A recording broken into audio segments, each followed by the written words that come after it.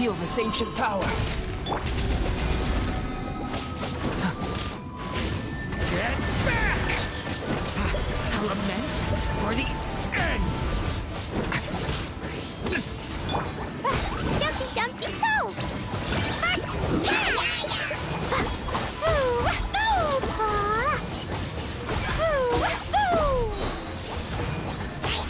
Coming to be! Witness my great undertaking! Devouring Claw! Stay away from me! Going in! Blazing Delight!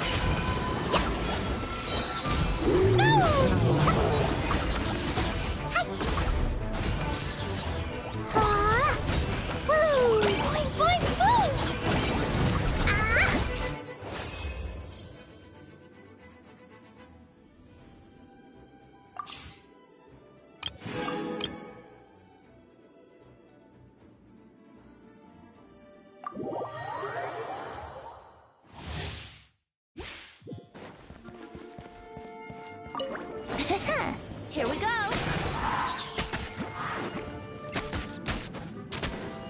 Think you can get away?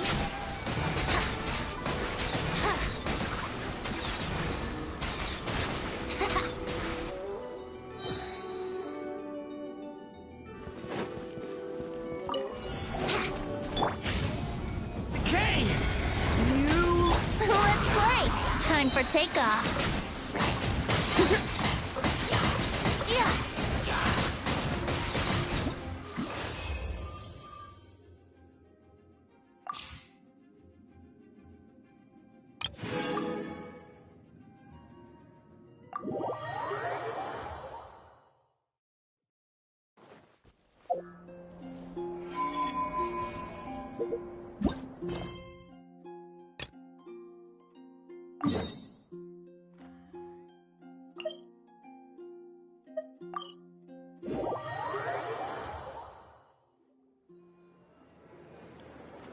Thank you for waiting. I finished checking your Adventurer Handbook. Here are your commission rewards. We have no other urgent commissions on the books at present. Thank you for all your hard work lately. Perhaps you two could consider taking a vacation. Amazing! Paimon never thought we'd end up having downtime and not cry. Things were pretty hectic when we first got here. Everywhere you looked, it was either the Wild Hunt causing chaos or the Fatui stirring up trouble. It felt like this whole region was one giant slime in a barrel, ready to go boom at any moment. Sure have. Things were looking pretty dicey, but in the end, we managed to turn it around. Whoa! Paimon just got deja vu! Oh, that's right. It's because we've done this like a million times now. Ah, yes. Are you two aware that the Moon Prayer Night is soon to take place? Oh, yeah! Llama told us that was coming up soon. Wait, why do you mention it, though? Do people in Nasha Town celebrate it, too? Paimon thought it was just for Moon Goddess worshippers. You're partially right. Most people in Nasha Town just see the festival as an opportunity to do business. They do not concern themselves with the religious element. The festival was first celebrated by the Frost Moon Scions. On this day, they would wear moon prayer blossoms and celebrate the birth of the moon goddess through song and dance. They would also prepare food and handicrafts and give them as gifts to others. Over time, it became Nodcry's most lively festival. Oh, sounds like fun! Great! Well, in the meantime, since Catherine doesn't have any commissions for us, let's focus on some personal business instead. When we first got here, you mentioned that this was where your spaceship landed? We didn't get to follow up on it at the time, because we got wrapped up in that whole rare situation, but now we can finally start investigating it properly. Well, there's a saying Paimon's heard around these parts, which goes, if you lift up a rock, you'll find something you weren't looking for. By that logic, you'll never find what you're looking for while you're searching, but the moment you stop looking, it'll jump right out at you. Could be worth a try though, right?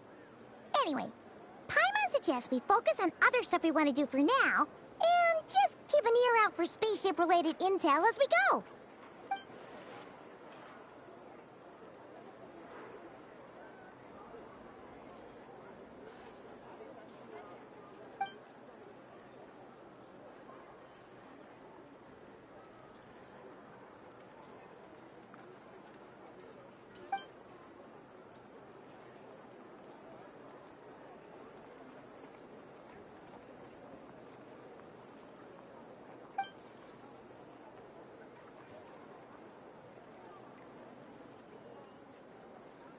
wrong? He looks super serious all of a sudden. Huh? Paimon gets why you'd be concerned about Columbina, but what does the doctor have to do with anything? Oh, that's true. And now that you mention it, we're definitely overdue for a showdown with the Fatui. It is weird that he hasn't shown himself this whole time. What could he be up to?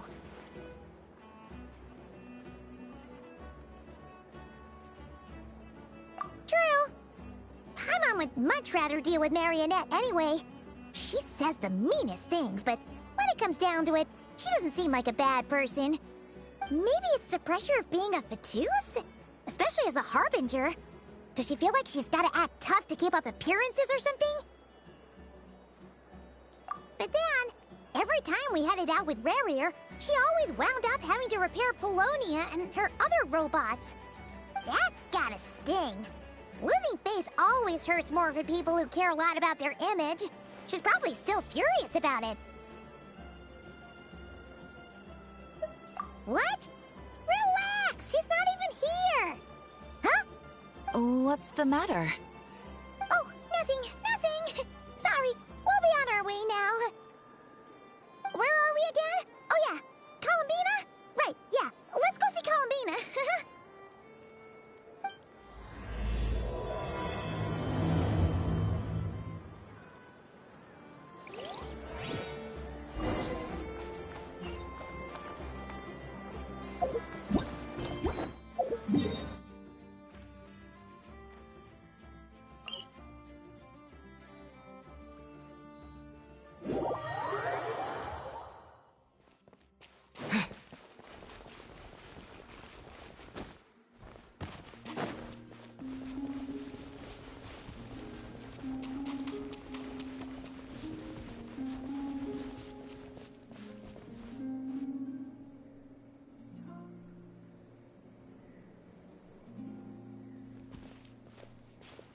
She's sitting up!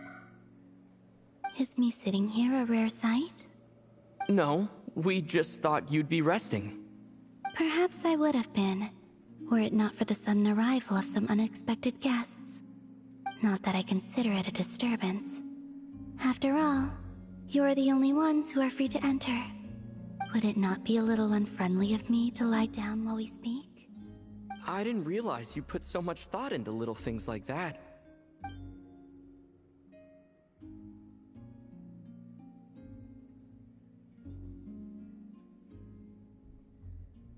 Only sometimes. There have been moments lately where I think about you and your companions.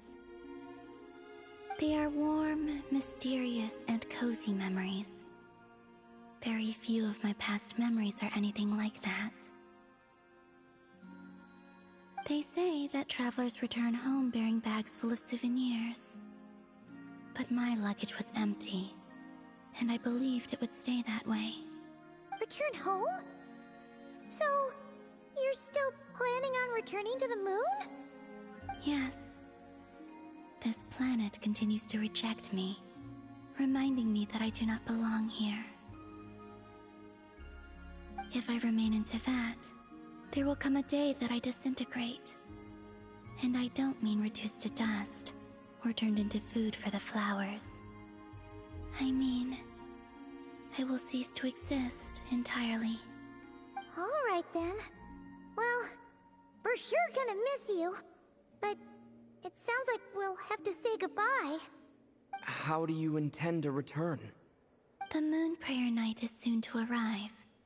On that day, the moon will be closest to Teyvat. The Kuvaki in this land will reach its peak at that time. I merely need to grasp the tide, and with relatively little effort. Oh, Paimon gets it! It'll work like a slingshot! You make it sound like she's gonna get blasted up to the moon. If I did that, I suspect I would crash into the false sky. I will be using a much gentler approach. But I do like the analogy. It's fun. You see? She gets Paimon's sense of humor. In the blink of an eye, the time has come to part ways. It does feel that way, doesn't it? Time seems to fly fastest when you are enjoying it. I have always thought of myself as a wanderer on this earth, and it has never expressed any desire to keep me here. Yet, just as I plan to depart, it tugs at my arm. Is this a gesture of affection? Or is the world mocking me? Oh. Were you hoping I can answer that? Yes. You are a traveler, so you must have a lot of experience in this area. Then, what I would say is... enjoy the moment. That's right! Don't overthink it! Happiness is happiness and joy is joy! The point is to enjoy it, not analyze it! I see. Then what I would say is, even though I am very tired right now, I am still happy. I can't tell from the tone of your voice. Oh, really? You don't think I sound happy? I'm just kidding. I could tell you were in a good mood today from the moment we saw you. Ah, a joke. Albeit not a funny one. Anyway, I assume you're here about you-know-what. Give me your hand. Actually, it's not that. There's something else we wanted to discuss with you. Oh. Then, do you still want to give me your hand? Or not? Sure.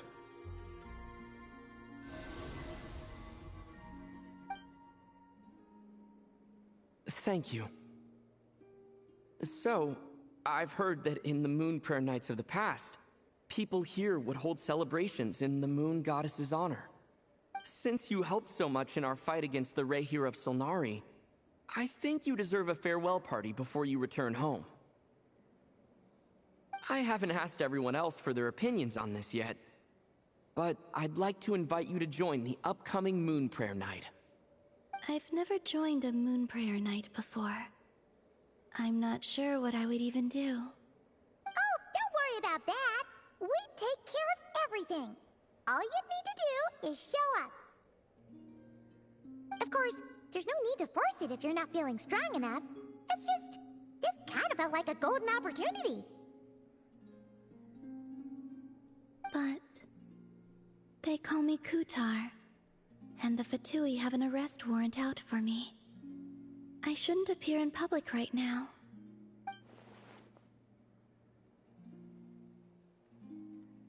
I'll make it work. You have my word. Yeah, we got your back. Well, he does. Paimon's actually not too sure what he's planning. All right, if you're sure. I will not refuse your invitation. I suppose it wouldn't hurt to pack a few more sights from this world into my suitcase before finally learning what my homeland looks like. Oh, if you see Lauma, please tell her that my answer to the question she asked me is neither yes nor no. Rather, it is, there is no need. That was kinda cryptic, but sure. Guess it's between the two of you. We'll pass along the message. Bye for now!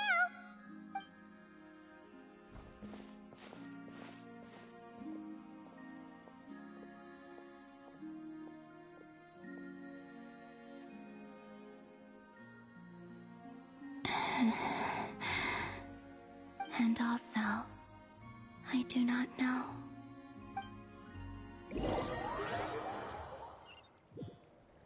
Since she's agreed to join the festival, let's go see who else wants to take part.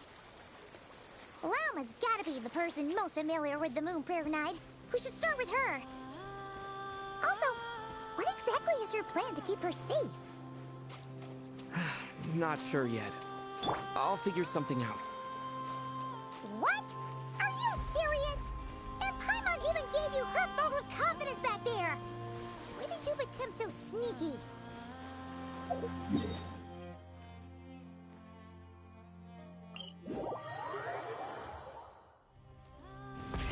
Rev the engines!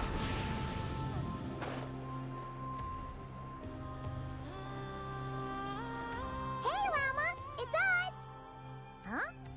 Varka? What are you doing here? Beats me. I had a bit too much to drink last night, and when I woke up, I was on Hisi Island.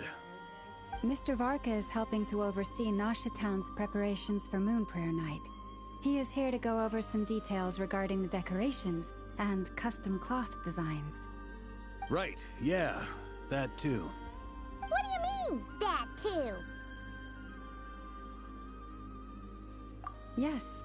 Celebrating this festival is a long-held tradition here in Nodcry. On this day, the crescent moon at the top branches of the verdant crest turns into a full moon, and the moon prayer blossoms bloom with a special radiance. Our people take these to be blessed omens. It's an especially welcome event coming off the back of all that nasty business with Rare. Everyone got put through the ringer recently, and now they're looking to turn their fortunes around. The big shots in town all agree that a big, lively celebration is just what we need to rebuild people's faith in this place. No wonder Catherine said that people weren't so bothered about the religious element. That's right. It's become more of a local custom by this point. The celebrations have little to do with whether the religious stories behind this event are true or not. Even the Frost Moon Scions are eagerly awaiting the coming of Moon Prayer Night, despite now knowing that their past beliefs were founded on a falsehood. That's fair. It's a bit like the Lantern Ride in Liyue. It's a chance for people to enjoy themselves, not debate the existence of the Adepti. Oh, one other thing! We just went to see Columbina. We went ahead and invited her to take part in the festival this time. Hope it's okay. Wait, so... you mean she agreed to it? Huh. That's quite a surprise. Then, I suppose that she intends to return to the moon on that day. Oh, yeah! It's kind of a complicated process, but basically, it's like a slingshot. I understand. In truth, I had a feeling that she might make such a decision. Well, if Kuthar has decided to participate in the festival, we should prepare accordingly. Yeah, exactly. She was saying how it could be risky for her to show her face in public. We were wondering if there was any way we could hide her. Unfortunately, the people who carved the statues did an excellent job of capturing her likeness. It will be very challenging to hide a goddess whose face everyone is so familiar with. Darn! We may have bitten off more than we can chew here. Nah, don't sweat the small stuff. We can handle that. Huh? Are you saying you have a plan? Not as such, no, but the most important thing with a festival is to keep the mood light and your spirits up. You can't go preparing for a festival with those long faces. You'll never convince anyone to enjoy themselves. The Mondstatter spirit is strong with this one. As it happens, I agree with Mr. Varka. Let's start by making our appreciation for Kuthar the beating heart of the festive atmosphere. And who knows? Once we get the ball rolling, perhaps everything will just fall into place. Hey! Did you catch that? Lama said the thing! Or close enough, at least. I'm looking forward to the Moon Prayer Night already. We have a festival in Mondstadt called Windbloom, and you can always tell which couples are celebrating it for their first time by the smiles on their faces. Big, beaming smiles like their whole face is glowing. And I have a feeling we'll get to see that same smile on the Moon Goddess's face at this festival. Not quite the same, surely. Anyway, I'll take care of business in the city, but I'll have to leave the decor up to you and the Frost Moon Scions. No one else can capture that traditional aesthetic quite like you guys. But lastly, there's the final key element that brings the festival to life. Companionship. Before you leave, let me show you something that we've been preparing. Mr. Varka had asked to see it already, so you may as well tag along. Also, I have some further questions about Kutar's decision.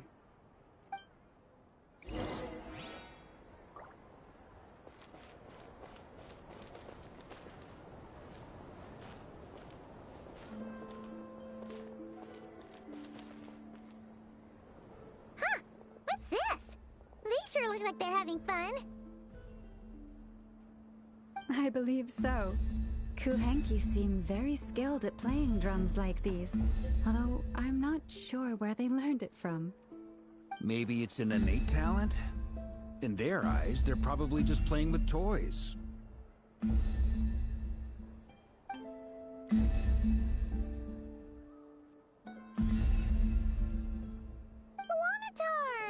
You want to play too? Yeah. She looks more confused than anything. Maybe we can teach her next time if we get the chance.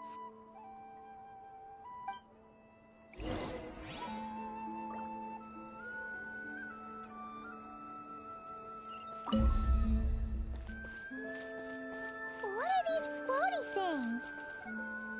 Moon veils. We hang them from buildings in the city during the festival. When you look at the sky through them, it creates a lovely misty effect.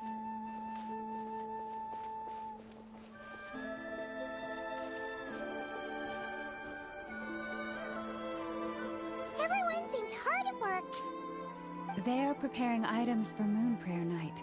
For instance, the sculpture being made over here. Mr. Varka and I were just finalizing the details of where it will be placed. Ah, there she is. I didn't know the finished article would be so large. Not to worry, though. All the necessary arrangements have been made. Just let me know once it's ready, and I'll get some people to ship it over. You have my thanks. And over here, we are preparing a very traditional confection. Oh, look at all these colors! It looks great! Can Paimon try one? Of course. I have a feeling you'll like it a lot. You bet! Sweets and treats are Paimon's favorite. If you included those in the Feast of the Moon, I bet Paimon would have joined the Frost Moon Scions by now. There will also be verdant crests like this present in Nasha Town during the festival. The timing of Moon Prayer Night is not completely set in advance. We make a rough estimate, then observe the changes in the verdant crests and moon prayer blossoms to guide us. As such, the wait itself is a fun feature of this particular festival.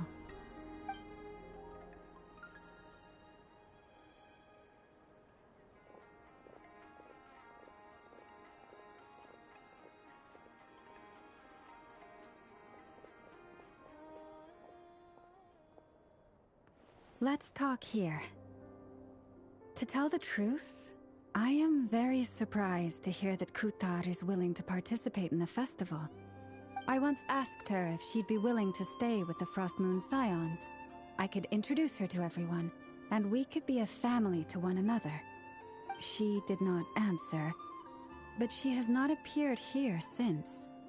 I took this to mean her answer was no, but if that were the case, she would not have accepted this invitation.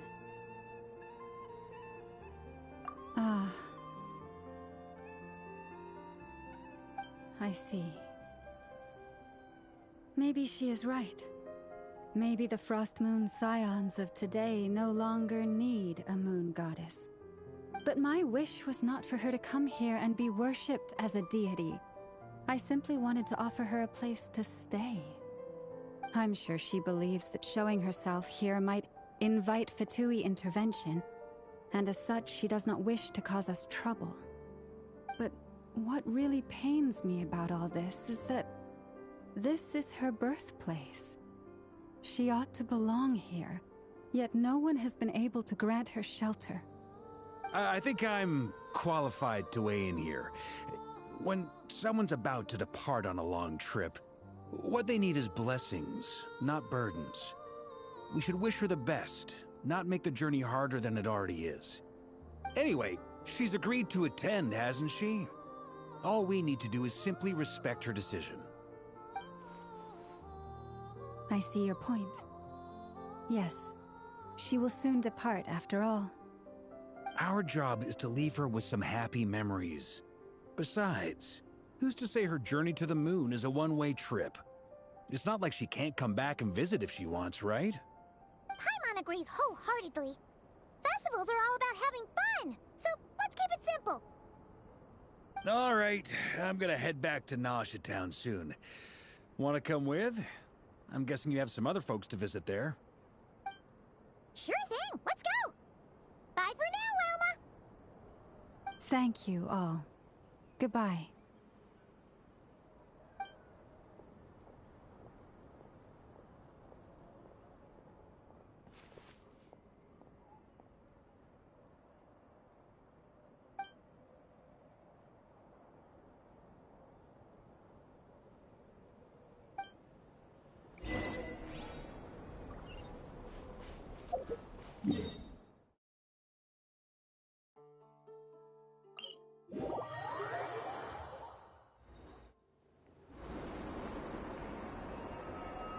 Huh? Hey, over there! It's Durin and Albedo with Flints! What could they be chatting about?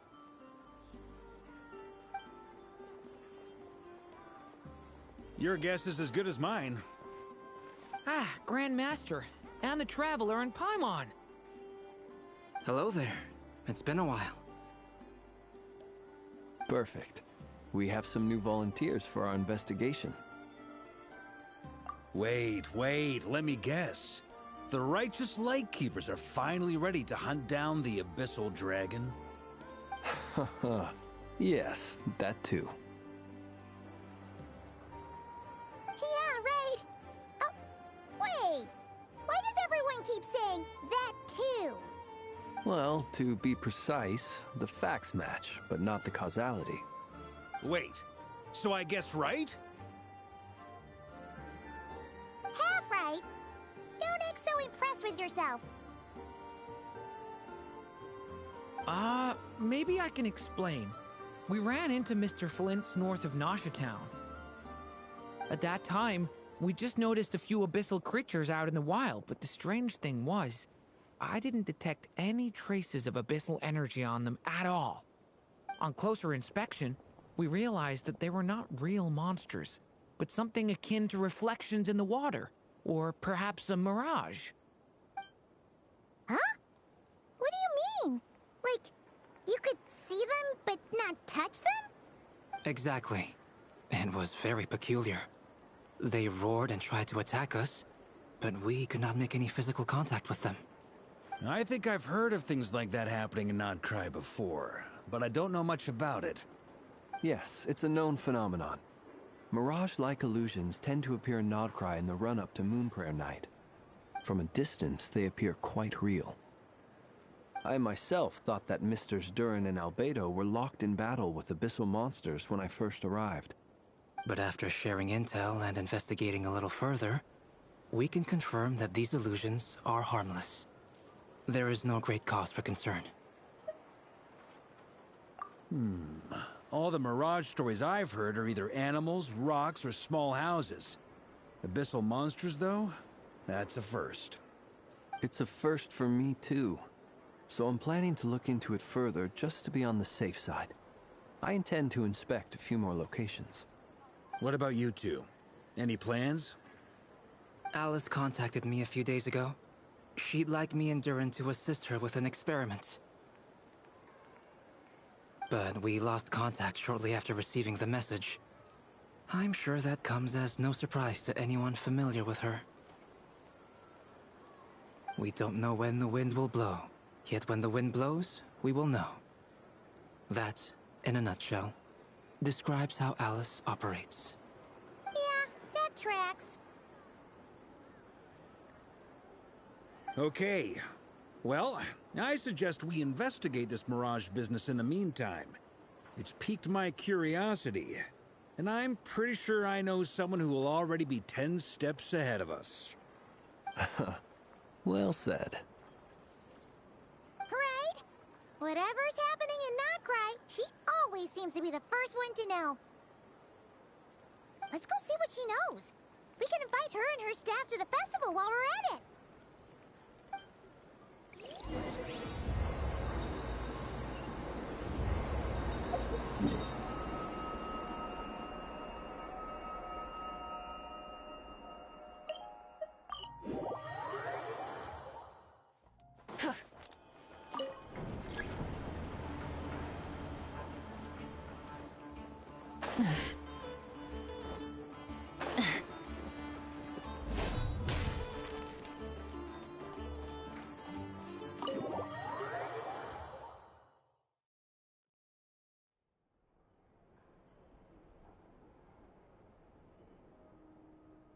You're right, I have noticed. There's certainly something a little fishy about this situation. Only a little, though. Records indicate that this phenomenon can occur in the days before and following Moon Prayer Night. That said, it has always been a rare sight in the past.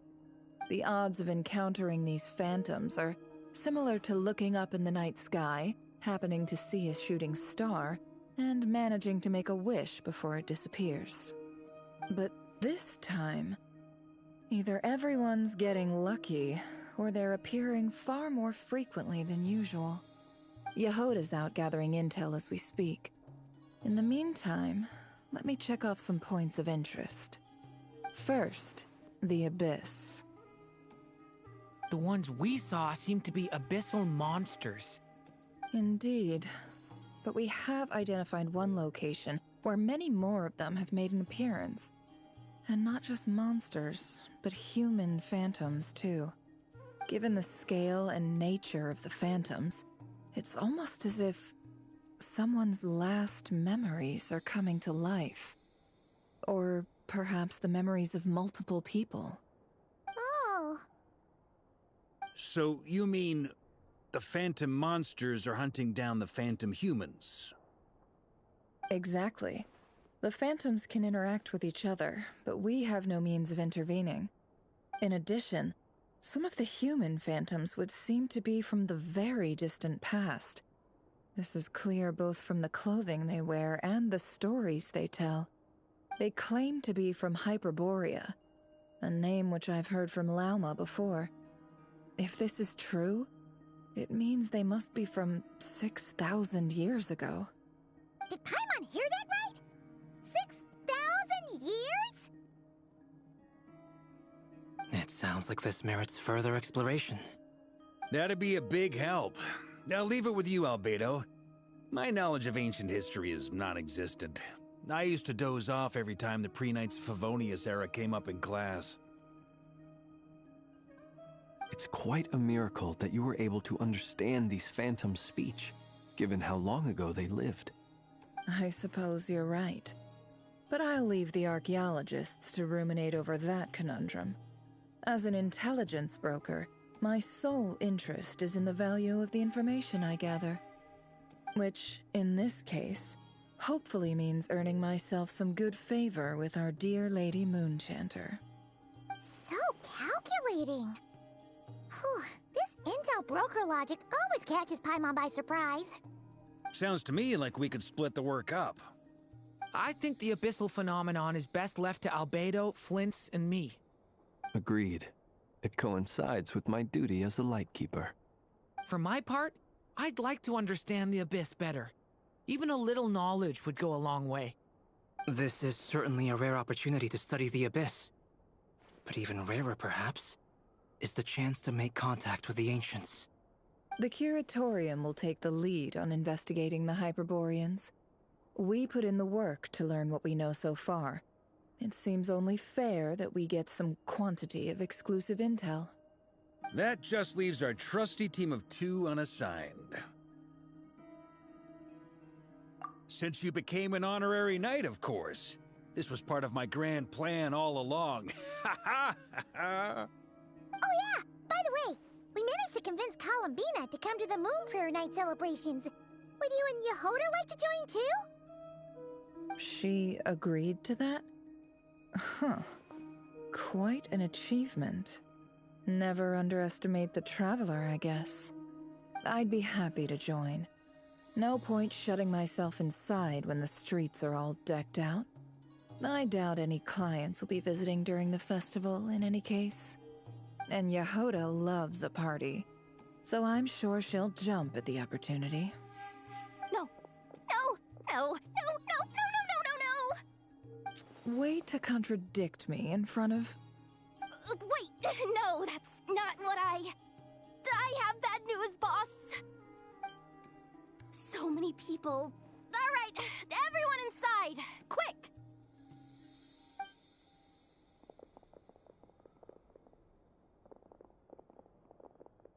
This is gonna sound crazy, but hear me out. I saw one of those phantoms at Star Sand Shoal, and it was some sort of flying ship. Like a spaceship? That's gotta be the one you came to Tibet in. You said you saw the same thing through the moon marrow, right? Huh? You already know about it? Ugh, I thought I was gonna blow people's minds. Turns out I'm the last to find out. Wait. Back up. You came here in a spaceship? Now my mind is blown! What's it like on the inside? Was it like flying through space? I want to know everything! Yep, exactly. Huge discovery. You're the best. Second best intel broker in the world. After your boss, of course. Wow. Really? Well, I don't know if I'm all that, but... I guess that decides where we're heading next. Come on, don't look at me like that. I know the spaceship doesn't have anything to do with me, but you don't want to leave me as the only one twiddling my thumbs, do you? Please? Fair enough. You can tag along. In that case, let's meet back here to discuss our findings once we're done. I wish everyone a productive investigation. You too.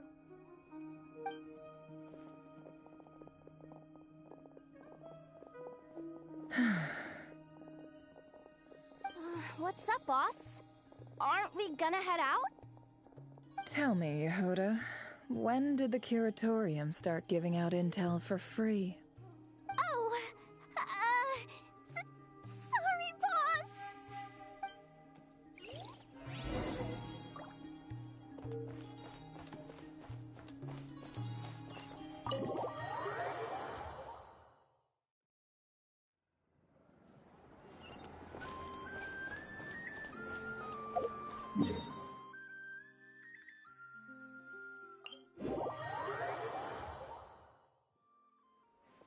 Full throttle!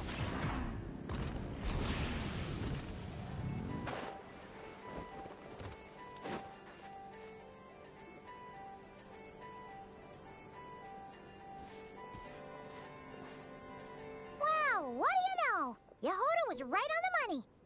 This Phantom really is your spaceship. But that's so weird. Why would it show up here? Is it some kind of projection? Or a ghost?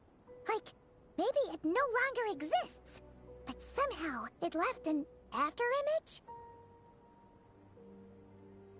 Ah, you're already here.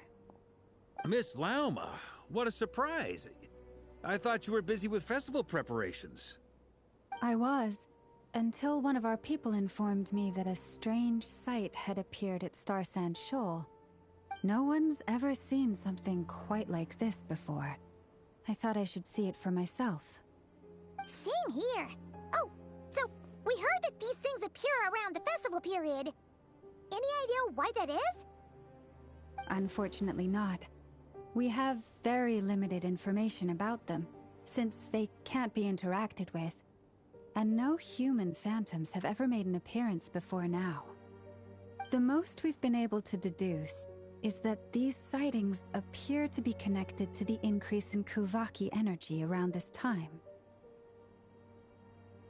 Yeah, seems like that's all we can do. This is all so confusing. Allow me to lend you a hand.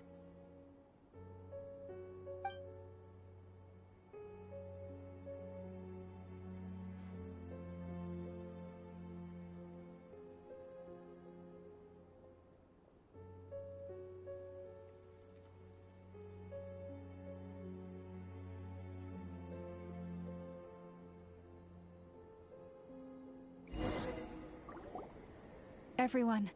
Our friend here should be able to provide us with some information. Is that a phantom Rhyme-horn deer? I've heard about how the Frostmoon Scions live in harmony with the animals, and can even communicate with them. That's coming in handy now, for sure. Okay. Yes, I understand. Then how about this?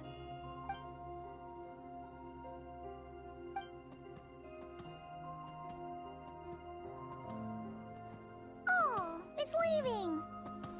It appears to share our curiosity about this giant spaceship, so I asked it if it wouldn't mind investigating along with some friends. In return, I told it about some nearby spots where the wild fruit grows abundantly. We may live in a different era from these phantoms, but I trust that the terrain, climate, and ecology here are more resistant to the effects of time than some things are. Let's give them a moment and hope for the best.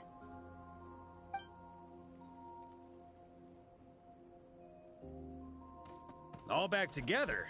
Must have been a lot of fruit. Indeed. Now let me ask them some questions.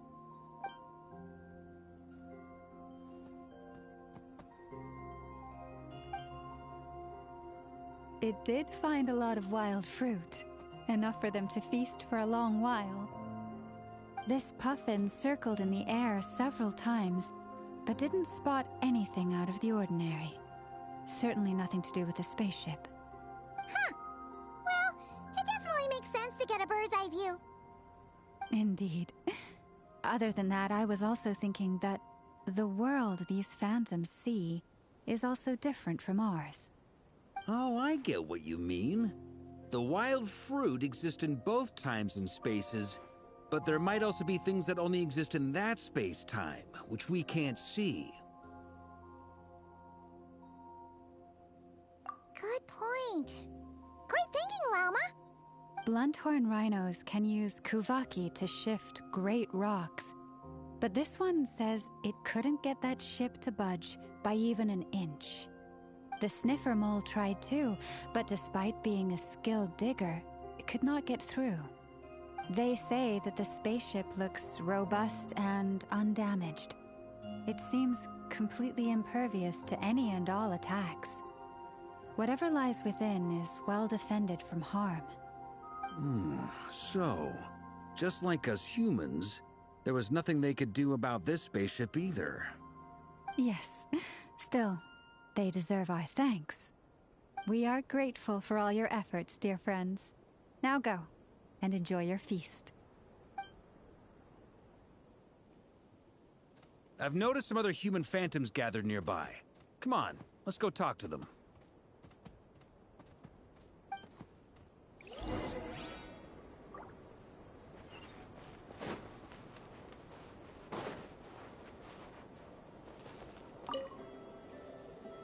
What is this thing?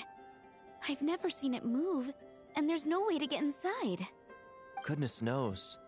My grandpa says it's been sitting here at least since his grandpa was still alive. What about his grandpa? Did he say anything to your grandpa's grandpa about it? Huh? I don't know. In all likelihood, it was here back then too. Hard to imagine something this huge could move. Guess that means that as far as they're concerned, this ship's been around a long time.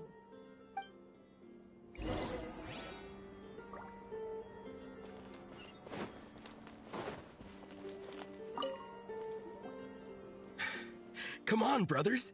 If we can get even a small chunk off of this thing, it's gotta be worth a fortune.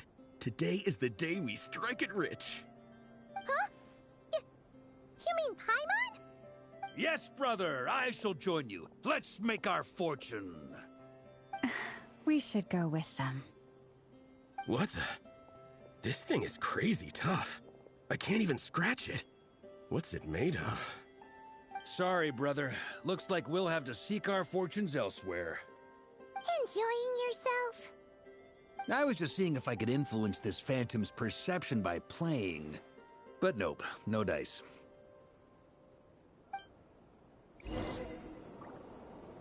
I'm sure we're all starting to build up an idea of what's going on here now that we've spoken to some of the people. These phantoms are reenacting real historical events in Nodcry. It's almost like we're in some kind of interactive stage play. We can talk to the actors, but the plot is fixed, and we can't influence it. It makes sense. History is set in stone. The objective facts of the past cannot be changed. Paimon totally thought you were just goofing around earlier. But actually, you were doing some serious investigating. Of course I was. Anyway, at this point, I think we're forced to conclude that although the Phantom spaceship is right there in front of us, we aren't going to learn much about it from these people.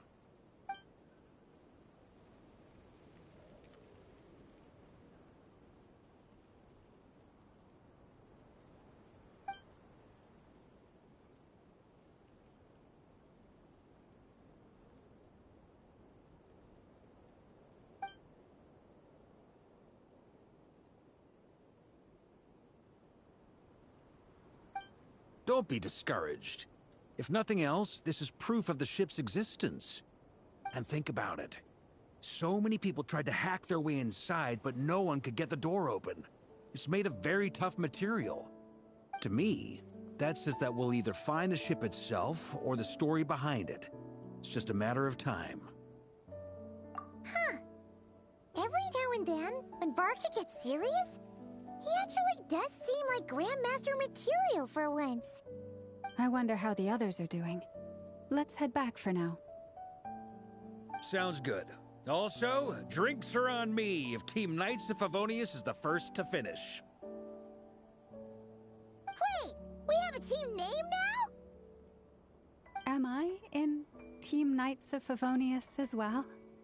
You're very welcome to join. We've even got a cathedral ready for you. Isn't that technically blasphemy? You wouldn't dare make a joke like that if Barbados was in earshot.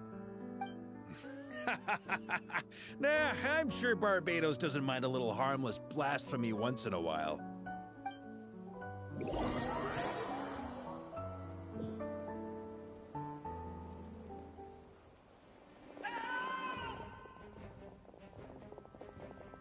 Oh, no! Get away! Oh.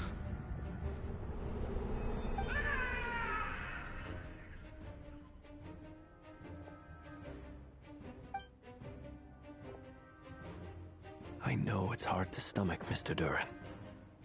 But as I'm sure you've noticed, there is nothing we can do to intervene in that which unfolds before us. But we have to at least try. And try you have.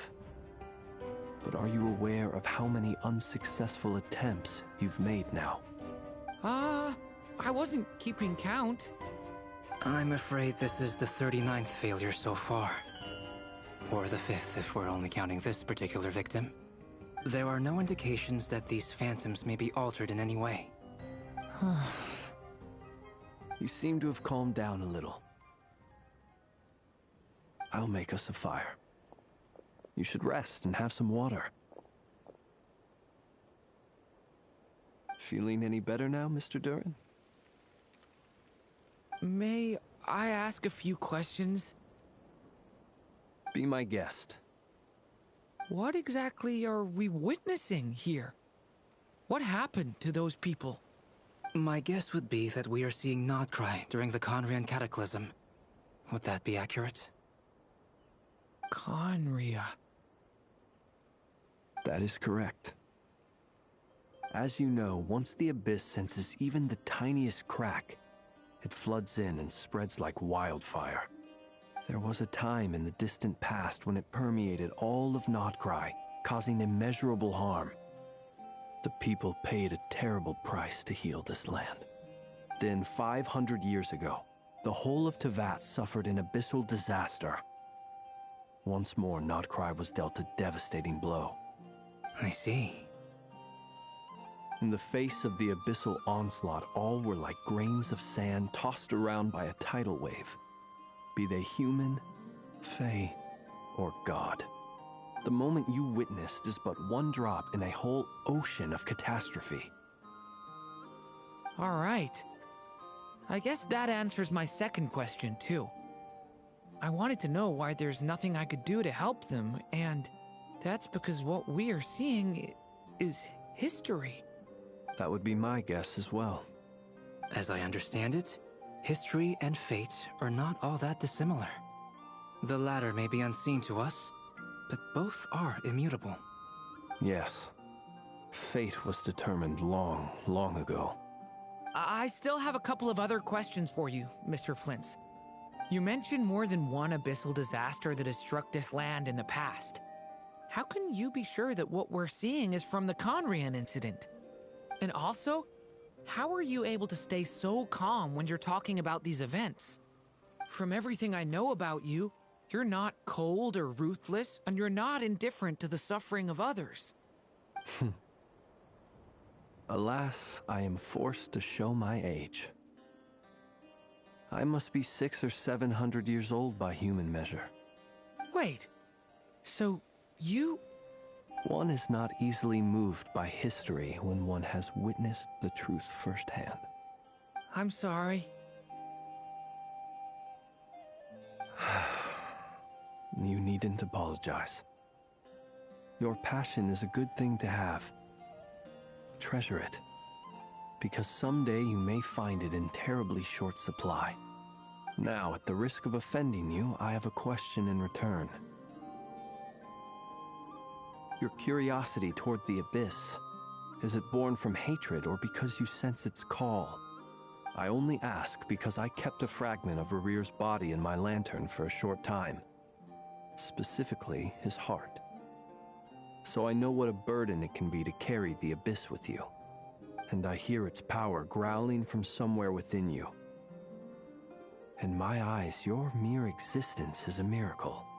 My honest answer is... I don't know. I don't think I have the confidence to say for certain. What I will say is the Abyss is not the only issue that haunts me. Even before I became who I am today, the question dogged me constantly. Should I even exist at all? My doubts remain unresolved. But when we fought Rerir, something became a little clearer to me. Sometimes it is the darkness within us that allows us to achieve the impossible. I certainly got the sense from your 39 attempts that you were trying to achieve the impossible. It sounds like you've resolved to see the truth for yourself. Absolutely. In that sense, he and I are quite similar. Then I wish you every success. I look forward to the day of your transcension. Well, if everyone's caught their breath, I suppose we should head back. Oh, and one last thing. I'd appreciate if you kept our discussion about history a secret.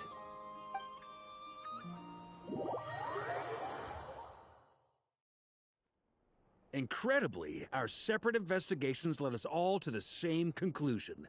Hooray for consensus! Yeah, but we barely learned anything, though. I totally thought this would be the mother lode. Talking with the ancients? I mean, come on! But nope. All we got was useless snippets of conversation. And all this stuff about moons and hyperopia. What a load of baloney. Seems like people back then had a few screws loose. I understand your frustration. We found the same issue. Each phantom only showed a very brief moment in time.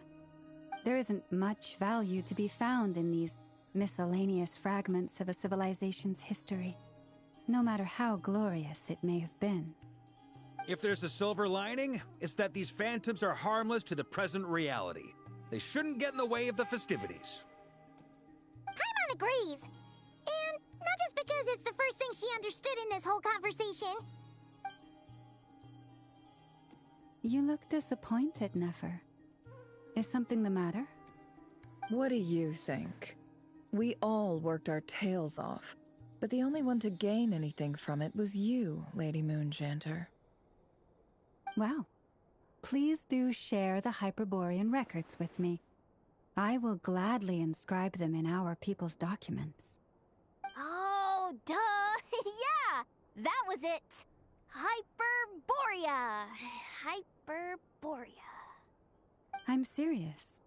Only an expert in the Frostmoon Scions and their history can turn these records into valuable research material. The alternative is to let them gather dust on the Curatorium's storage shelves until the pages turn yellow.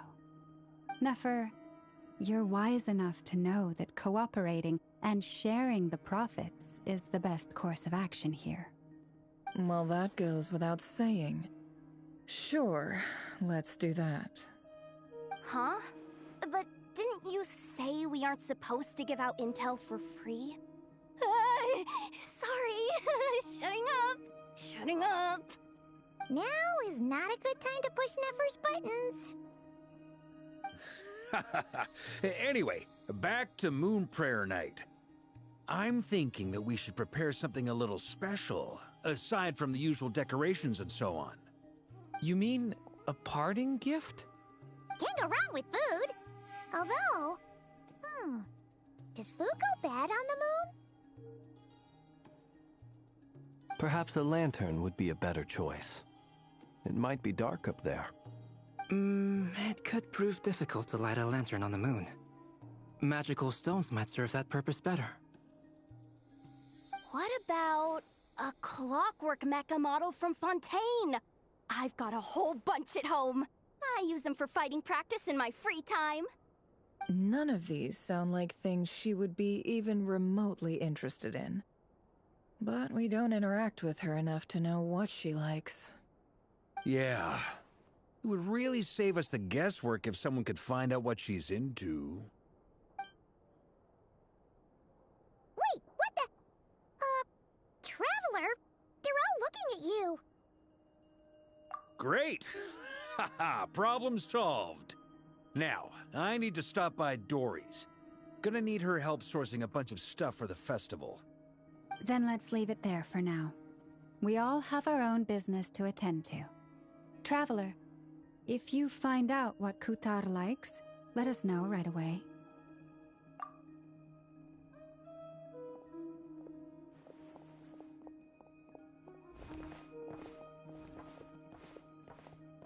Is something the matter? I'm fine. It's just... I'm still feeling a little rattled after witnessing the horrors of the Abyss. But it's okay. This is something I have to work through. I'll be all right. Thanks for your concern.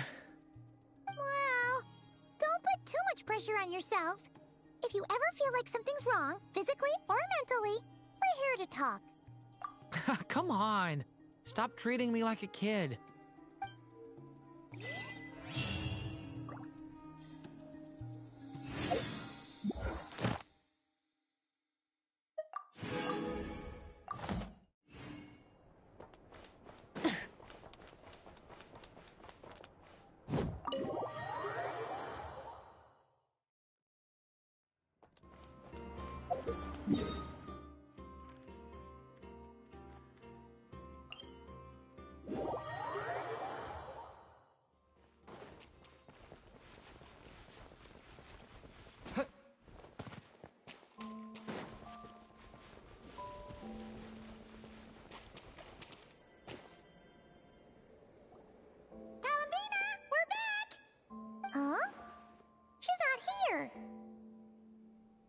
Weren't there a few Kuhenki here last time, too?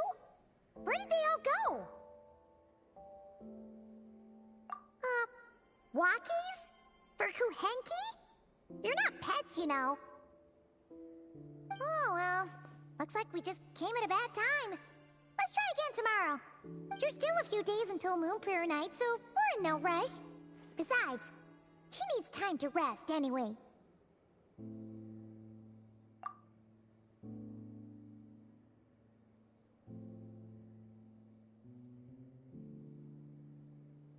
Kalamina! Are you back yet? Oh, how strange. Looks like she still isn't here. Right? It's not like her to spend so much time outside. Especially since she's worried about attracting unwanted attention. What about Luonatar? Luonatar, you there? Hey! Do you know where Columbina went? Sorry, didn't understand. But if you know where she is, could you take us to her?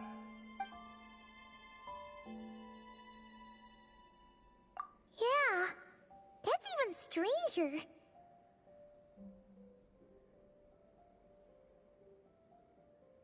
What about him? Oh, that's not good news. They change color when Columbina gets weaker, right? And they look super pale right now. Good idea. She might know what's happening.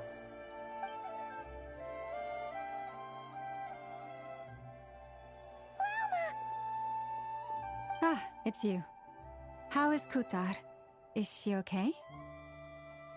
No, she hasn't. I came here to check on her after I noticed the flowers had changed color. Based on past precedent, she must be very weak right now. Even getting up to walk would be a struggle. It seems unlikely that she wandered off outside. Not to mention that she doesn't do that at the best of times either. So yeah, this is super weird. No. Very few people are in the know about Kutar's whereabouts. And if anyone suspicious had visited, they'd have left some sort of evidence.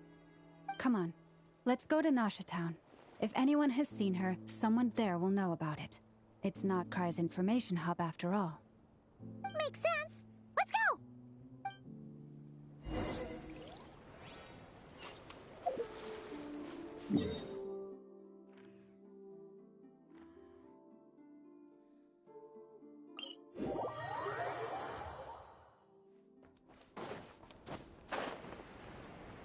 Try and stop me!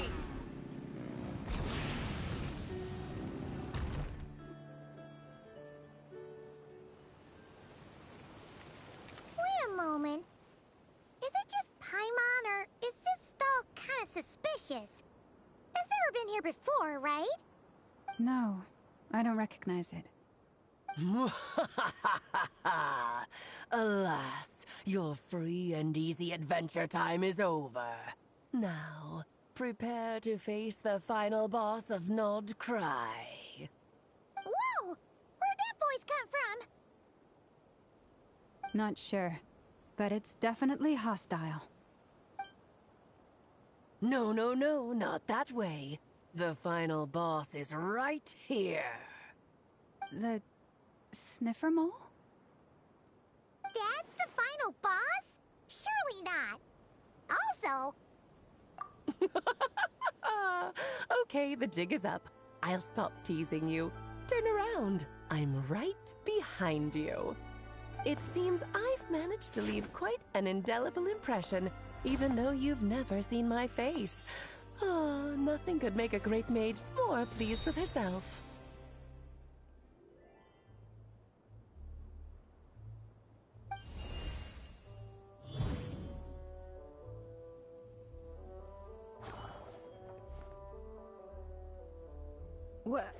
What is going on?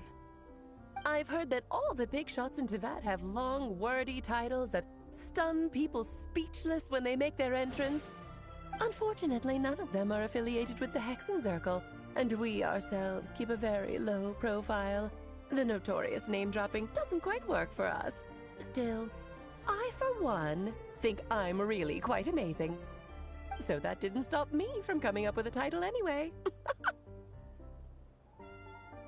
Alice! It's really you this time? Not a lantern or a Dodoko, but Alice in the flesh? Oh, that's right. So, what do you think? How does it feel to finally meet me? You look like...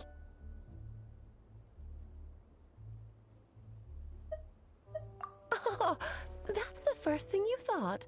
A little surprising, but that actually makes me very happy. Because that means that when Klee grows up, she'll be just as stunningly beautiful as her mother. So she's a friend of yours? Kind of. This is actually the first time we've seen her in person. I see. Madam Mage, that was, quite a powerful entrance. I certainly won't be forgetting it anytime soon. It's okay, Lauma, don't force it. Paimon will do the honors. This is Alice from the Hexen Circle. She's a friend of ours. And of Arcus, too.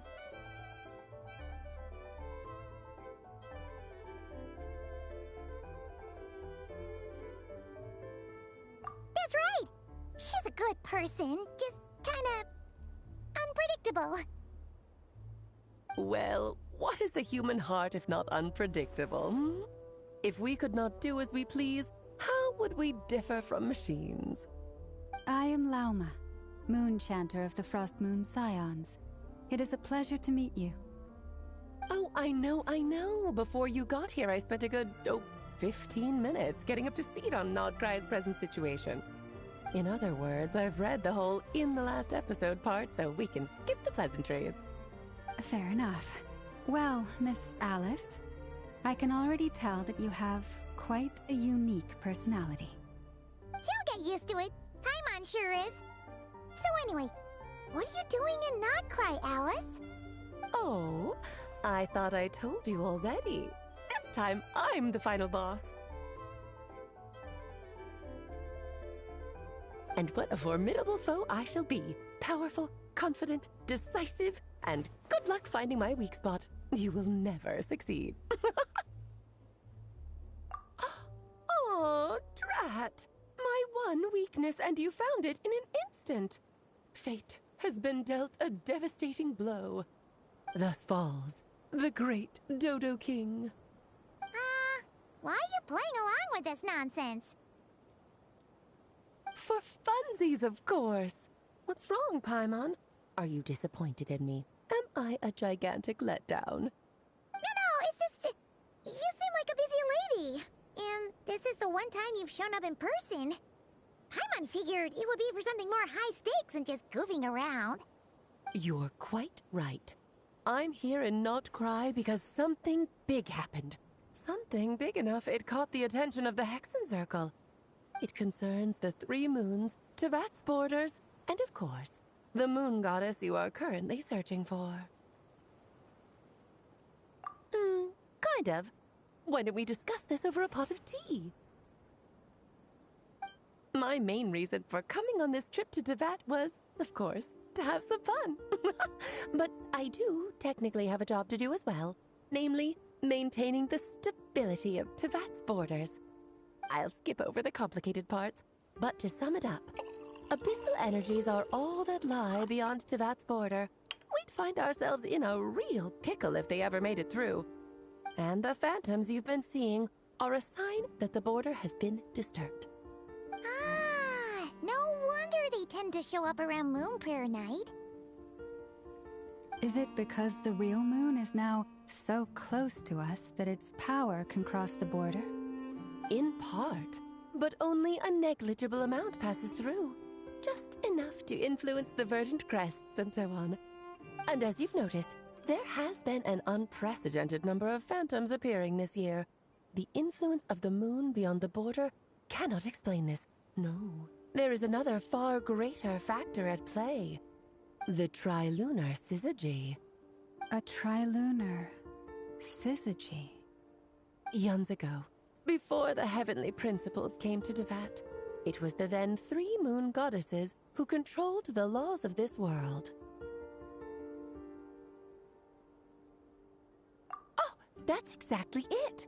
The 3 goddesses split these powers amongst themselves, promising never to consolidate them into one singular body. This was meant to keep the world stable. But, fast-forwarding to the present, the eternal moon's marrow is with you, while the iridescent moon's marrow, which should never have appeared in this world, has been retrieved. Add that to the presence of a moon goddess in the flesh and... the power of all 3 moons is gathered here in Nodcry. There hasn't been an event like this since the War of Funerary Flame. And it's having a noticeable effect on Tevat's borders. Because I wish to give my darling daughter a peaceful, sunny environment to grow up in. Is that a good enough reason? Kinda Sounds like you're dodging the question, but it does make sense. Well, that's one reason anyway, and the most important one. The others are a little complicated to explain. For instance, cleaning up after dearest Miss R. Albedo could tell you more about that if you're curious, but right now, I have a more important question to ask you. Why are you collecting the moon marrows? I see. Nicole told me about that legend once. Nicole? You mean Mage Anne? Oh, so you remember. Yes, of course. That was a story about fate, her area of expertise.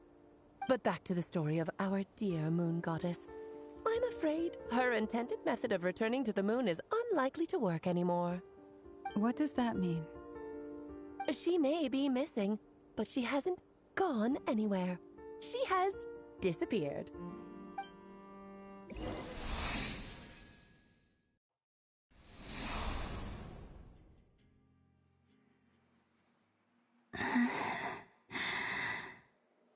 My body is so heavy. Wait, no. It's my mind that's heavy. My arms and legs are as light as a feather. What's happening to me? I feel drowsy, like I've been asleep for too long. Is it daytime or nighttime? Is the moon out? I think I'll go for a walk.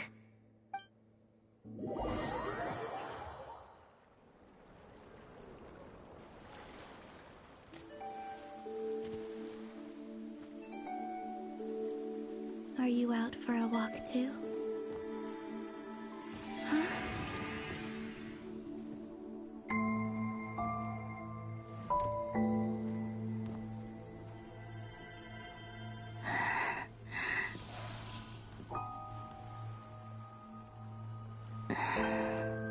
The day has come at last.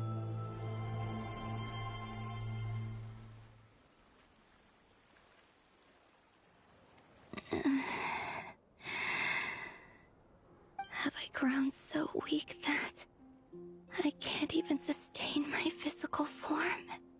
But Moon Prayer Night is nearly here. I was so close to returning home. Death is near. Is this how it ends for me? Will I return to the moon after I disappear? Or... I don't want it to end like this. So far, at least, I still exist. Even if not physically, I can still feel. But as my power wanes, I'm sure that too will fade. I suppose I might take one final look at this world. The world where I was born.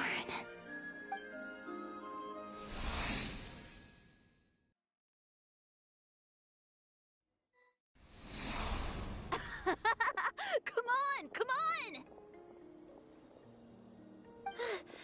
Wait for me! The Frost Moon Enclave. How much it has changed since I was born. These decorations, they're so heavy. It's times like this when you kind of wish men could be priestesses and acolytes. How fascinating. I've never had the chance to be privy to people's private lives in this way. In the past, people would get so solemn and serious the moment I showed my face. Like they were frozen stiff. Karina, Lametti, it's time to eat. Coming! I want to watch them a little longer.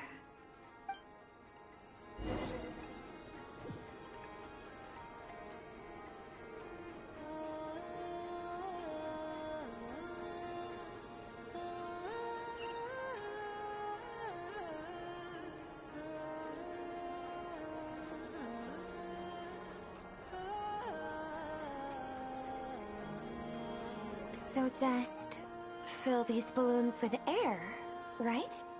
Yep. Try a couple now to test things out. The rest can wait till Moon Prayer night. Think fast. Rita!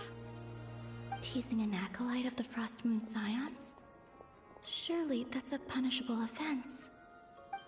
Take this!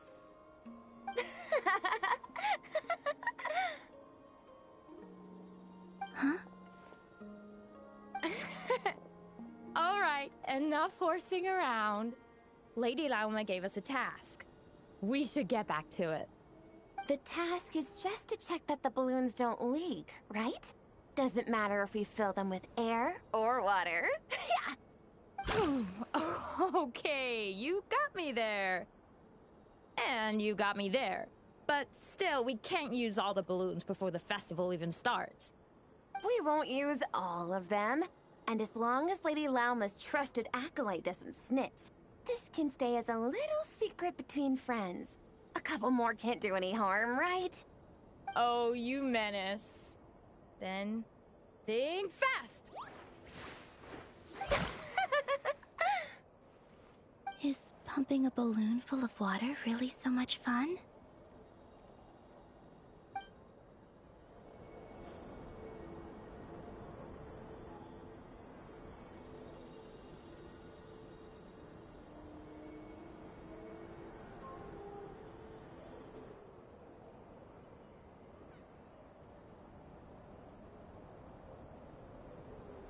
I'm sure you're both tired from playing all day. Come on, eat up. A plain, humble meal. That has always been the way of the Frost Moon Scions. Huh? How come Lametti got a midsummer berry dessert? I always get Lockaberry. I don't mind sharing. You can have a bite of mine if I get to have a bite of yours. They're sharing food? I've never shared food with anyone before. Even at the Harbinger tea parties, everyone just ate off their own plate. And when I couldn't finish my food offerings from the Frost Moon Scions, they'd leave the leftovers out under the moonlight for the animals to claim. Hey! That was 2 bites! Oh, then you can have another bite of mine. Oh, you too. Oh, don't fret now. Here, have some of Granny's too. So this is what it means to be family.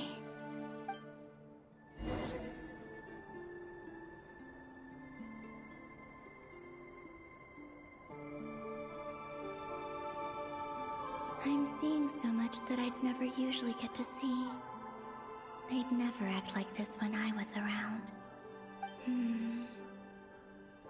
It's nice, being able to just watch people in peace in these final moments. What a rare opportunity. I think I'll go take a look around Nasha Town, too. Maybe the Traveler will be there.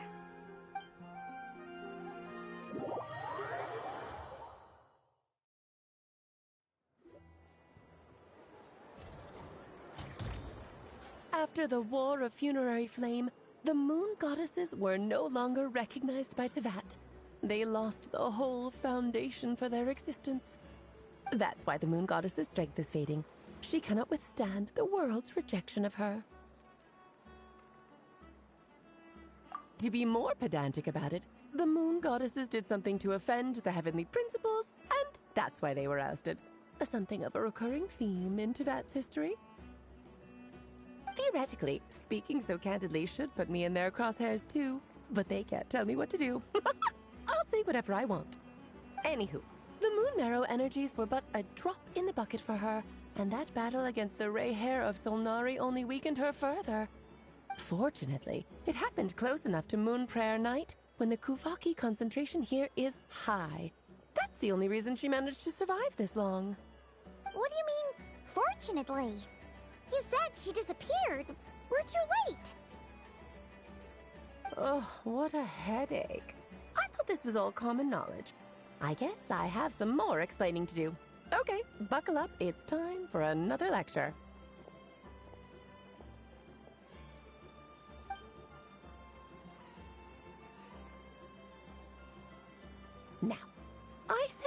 earlier that the moon goddesses lost the foundation for their existence. The reason for that has to do with the natural order. Basically, the rationale for their existence in Tevat was lost. The same logic applies to the present moon goddess, too. Consider her existence so far.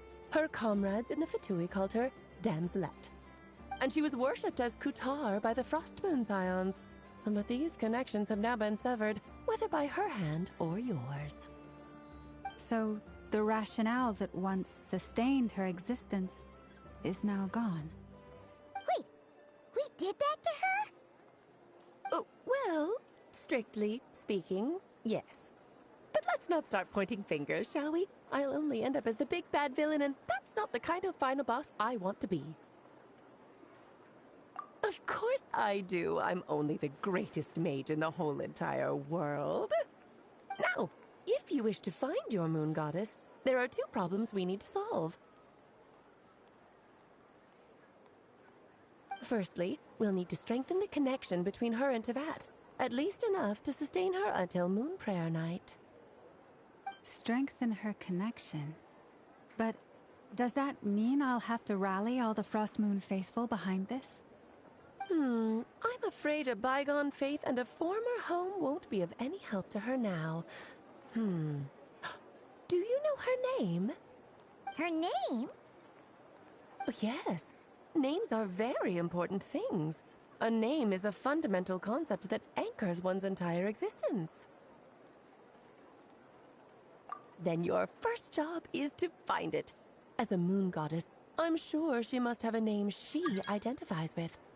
Neither Columbina nor Kutar is her true name, and she's never really accepted either of them. So, finding out her real name is enough to sustain her existence? Yes, I know it sounds like a small step, but every journey begins that way. So for now, that's all we need to focus on. The second problem is with her plan to use the moon marrows to return to the moon. Unfortunately, piercing through the false sky will take an enormous amount of power. Given her current condition, she won't be able to provide anywhere near enough power, even if she recovers her physical form. But no need to fret. Nicole's the expert in this field, and I'm sure she'll figure something out. Wait, Mage N is going to help us out too? That means we've got 2 Hexen Circle mages on the case. This is turning into a pretty big deal. Actually, this is more of a side quest for me. Like you said, I'm a busy lady, so I can't stay for too long. I'll have to return to Tevat's border soon.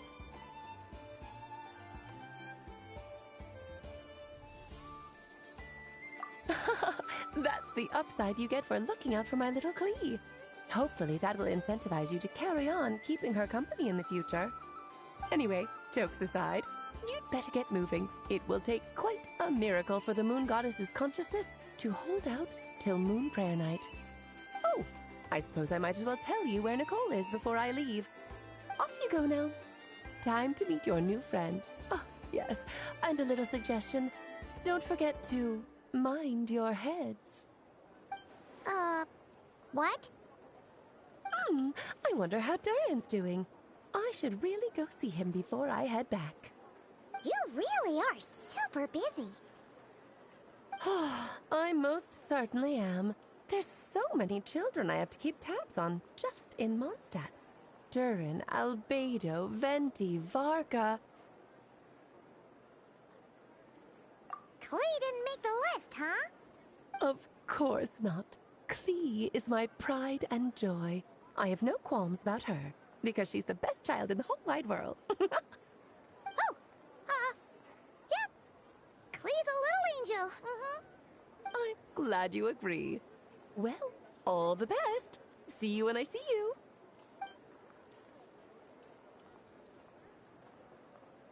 She left in a hurry. Yeah, she didn't pack up her stall. Should we handle it for her? I must say, I'm now very curious about her daughter. Klee, wasn't it? What's she like? That's a long story.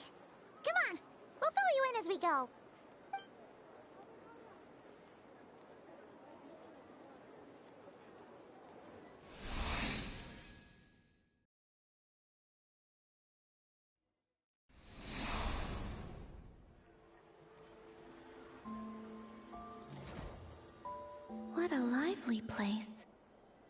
I've never experienced Nasha Town like this before. Hey, you old geezer! Your hammer's rusted through! Who are you calling old geezer? Are they quarreling? I'm looking right at him! You've really gone downhill since giving your daughter free rein in the workshop. Can you even swing a hammer anymore? It shouldn't take you days just to fix a single chair! You might as well use that hammer to massage my back for all the good it's doing.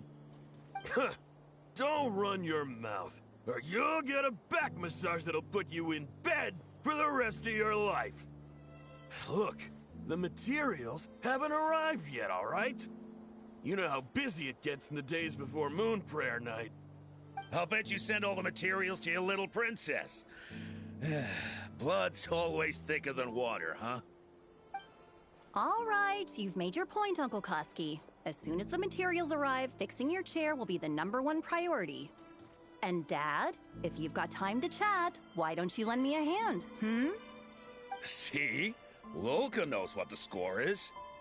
I guess they're friends. But the way they spoke to each other was so ugly.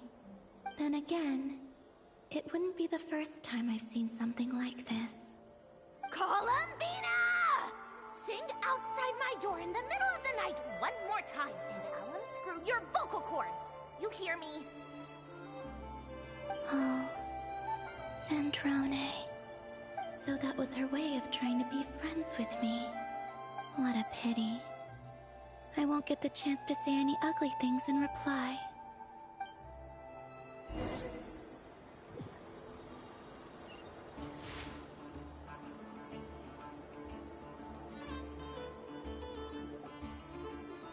Hey, have you decided what to give her for Moon Prayer Night?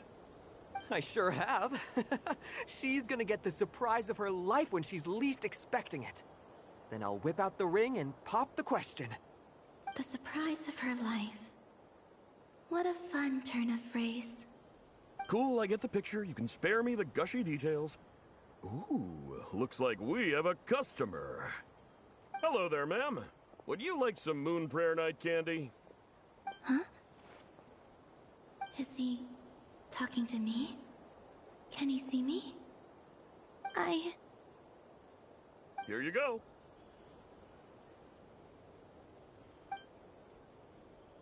Oh.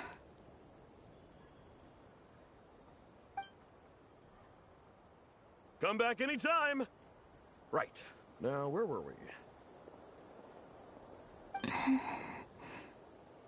I don't know why, but I still held out hope.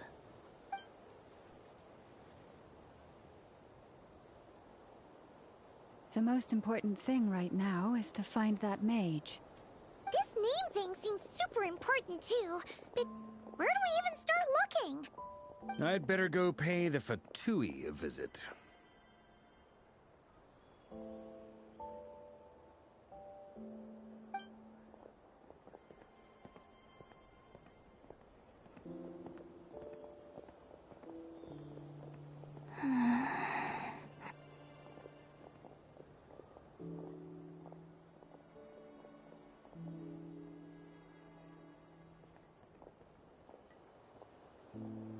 Columbina?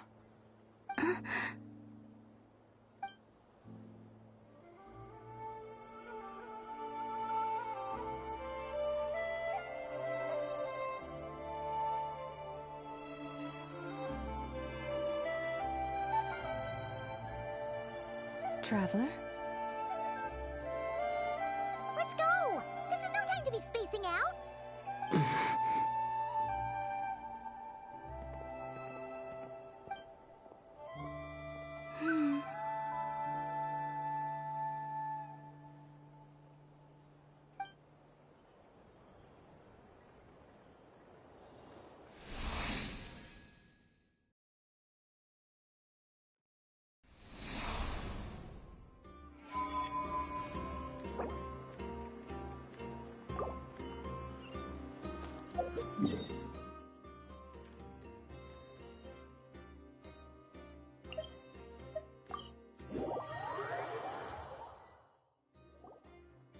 Where are they going? They mentioned a mage and... a name? So, Mr. Varka, are you acquainted with this Nicole? Or should I call her Mage N? Not really.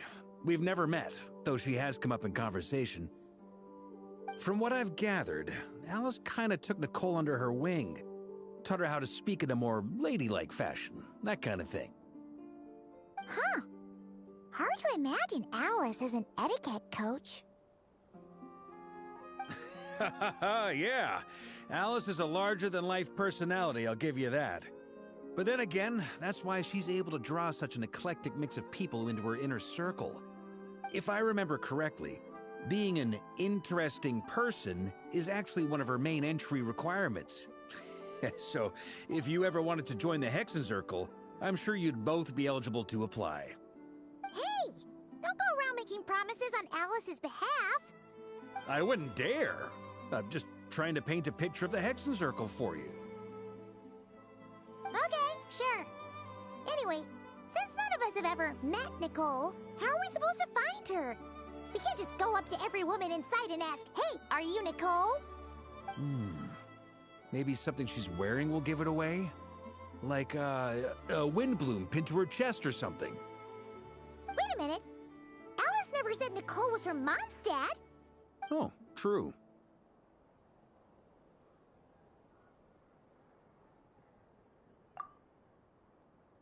That would be... this young lady, then?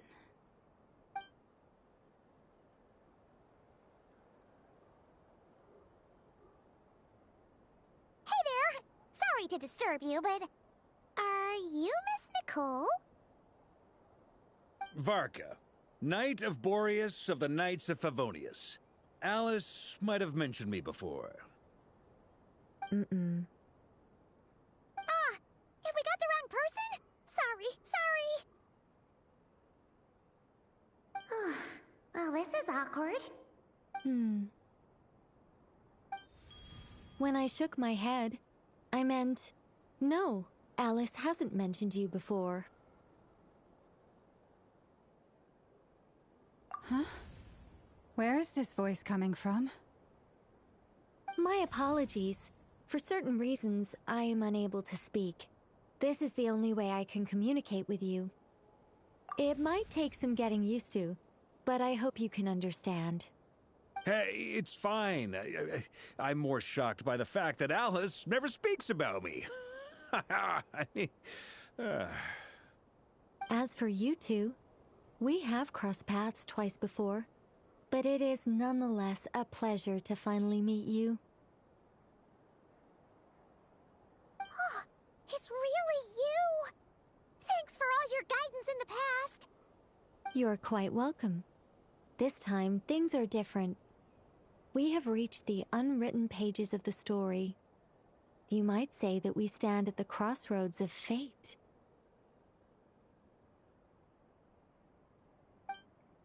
Now then, allow me to formally introduce myself. My name is... No, stop! Alice! I can't believe it! I had a whole speech prepared. I'd agonized over every single word. She always picks the worst moments to ruin other people's plans. I'm so sorry about that. Alice took the liberty of devising some bespoke self-introduction magic for each member of the Hexenzirkel. But I could have sworn I deleted all of the triggering conditions for it. How did it bypass everything? Oh gosh, this is so embarrassing. This is a very different side of Nicole than what we're used to. Is she not used to face-to-face interactions? Don't worry about it. We've seen that introduction magic once already, so it wasn't too much of a shock. Please go on, Miss Nicole. We'd love to hear what you have to say, or... well, communicate. Huh? Are they talking to this lady?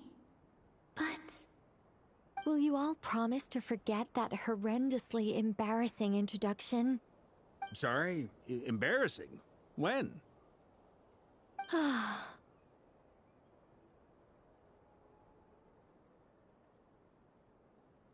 Yes. My name is Nicole, and I am one of a very few angels who have retained both their preferred form and their power. The Traveler and Paimon should be no strangers to this concept. There is another of our kind in Natlan. They call her the Lord of the Night. Right! Paimon remembers her! Yes. Well, I have retained more of my power than she. It's because I don't have a long-term duty to fulfill. To be more specific, no. We'll be here all day if I get into the specifics. Moving on.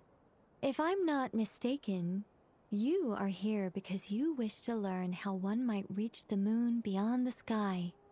That's right. Is that something you can give us any guidance on? Yes, I do know a way.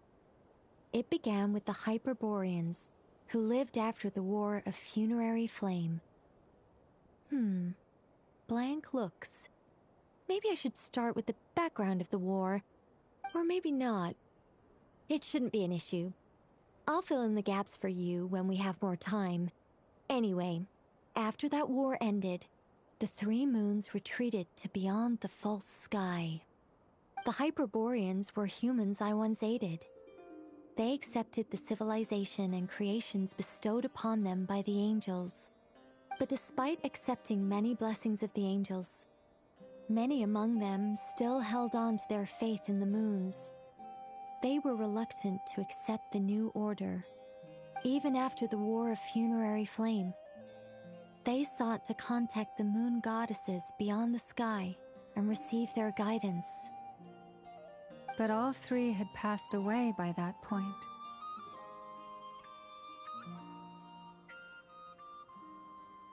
This mage has a unique method of communicating. Is she talking about the moons? Yes, but they did not know. And so, still they prayed for the moon goddess's mercy. After building titanic structures that consumed vast amounts of Kuvaki, at last they glimpsed the moons and heard their voices. But of course, they were gravely disappointed. For it was then that they realized the three moon goddesses were dead. Oh, that's such a sad story. It is. Humanity was in a very sorry state at that time. The angels who had once aided them were gone, and the War of Funerary Flames had left them homeless and destitute. Just a second, I gotta ask. How relevant is all this history to the task at hand? Well, I mean, it's... Okay, it seems we've drifted into irrelevant narrative waters. It's been a while since I've had the chance to speak inside someone's head. As soon as I got started, I lost control, and the words just flowed out like a waterfall. What I'm trying to say is... Right, yes, that's it. The relevant part is the ritual created by the Hyperboreans. The fact that they bypassed the false sky and saw the true moons implies that they successfully built a connection between Teyvat and the outside world. Which means, with enough Kuvaki and a sufficiently stable connection, it should be feasible to send one person over the border. Okay, so they built some kind of portal? Oh, yes. A portal. Yes. Is something wrong? You sound disappointed. I just didn't expect you to summarize it so well. It turns out I could have said all that in one word, if only I'd managed to think of it. No, please, it's fine. This is invaluable knowledge. I'll be sure to record and preserve everything in writing. Oh, really? Well, in that case, I suppose I could backtrack and add some more detail. I did gloss over a few things so far. Whoa, time out. Let's summarize what we've got first. The Hyperboreans were the last ones to use this method, right? So we somehow need to find whatever structure they built and make sure there's enough Kuvaki to power it up. Luckily, we have the moon marrow of both the eternal and iridescent moons, so we're all good for Kuvaki. Which means the key issue we need to focus on is finding the place. Am I right so far? Yes. Although I expect the structure is long gone by now. That said, what if we could take advantage of the phantoms to travel back to a time when it still existed? Well, travel back isn't quite accurate. It's more like we'd be creating a handshake between 2 points in space-time. We wouldn't even have to pick a time when it still existed. It could just be a time when it still appeared in phantom form via projection, or we could project our own phantoms, fold them together, and... You look lost. Was that too hard to follow? Yeah, things got a little, technical there. Paimon's brain is reaching capacity. Alright. Let me think about how to put this more simply. Okay, got it. Over the next few days, I'll search for phantoms that we can use. Once I find one that meets the criteria, I'll let you know and we'll regroup. By completing certain rituals, specific individuals will be able to enter the phantom and make it to the Hyperborean structure. If everything checks out, and it looks feasible, we'll just need to wait for Moon Prayer Night, and we can send the Moon Goddess back home. I'm really skimping on the detail here. Is this making any sense at all? I think so. For now, we'll just wait to hear from you. Yes. Basically, yes. Great. Counting on you. In the meantime, we'll focus on finding the Moon Goddess's name. My name? Are they looking for a way to stop me from disappearing? Excuse me, Miss... Go on, Miss Nicole. This conversation was a little all over the place. I didn't catch your name. I am Lauma, of the Frost Moon Scions. Ah, I did wonder. I noticed that you listened very intently when I spoke about Hyperborea and the moon's history. If you'd be interested, I'd love to visit you this evening and go through it again in greater detail. Also, if you were serious about making a record, it would be too risky to simply write down the raw details as is. I would suggest some tweaks. Maybe rewrite the stories as fairy tales or fables, perhaps even prayers. Anyway, we can cross that bridge when we come to it. So, see you later then? Oh, and no need to prepare anything. Just a cup of tea will do. See ya! She seems friendly. It's just... It's so nice to find someone who's actually willing to listen. I've been dying for a chance to finally go through all this systematically from start to finish. Any longer and I'd probably start forgetting it. Now Paimon gets why Alice told us to mind our heads. Ha ha ha ha! What did I tell you? A lot of quirky people in Alice's orbit. Now then, the next order of business is... where do we start looking for the Moon Goddess's name? Maybe the rest of what Nicole has to say might give us some clues. Once I've heard her out, I'll summarize the salient points and share them with you all. I'm also inclined to review our other documents. Yes, our faith was first established by our Hyperborean ancestors, but many of the more factually accurate records are from after Kuthar's birth. Sounds like we're gonna follow Columbina's journey through Teyvat, huh? In that case, we'll start by heading to the Frost Moon Enclave. Sounds like a plan. Take this with you. I'll see about getting in touch with the Fatui. It'll probably just be Arlecchino and Sandroni again. They're the only ones who would want to help. Thank you, Mr. Varka. Don't mention it. Honestly, I'm more comfortable dealing with the Fatui than prying into the details of a young lady's childhood. Catch you later. I should follow them, just in case there's some way that I can help.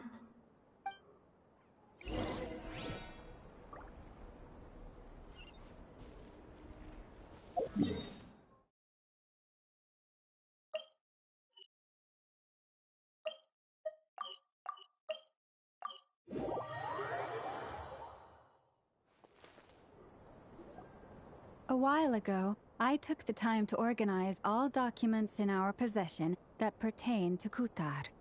What you see here is the material I consider reliable. Hmm? You're saying there's unreliable material too? Yes. Most of the information we have was transmitted through an oral tradition. Inevitably, some of her stories were mythologized and deified over the years through countless retellings. That's why I organized them into reliable and unreliable.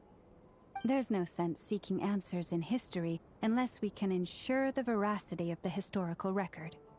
Makes sense. All right, let's take a look through.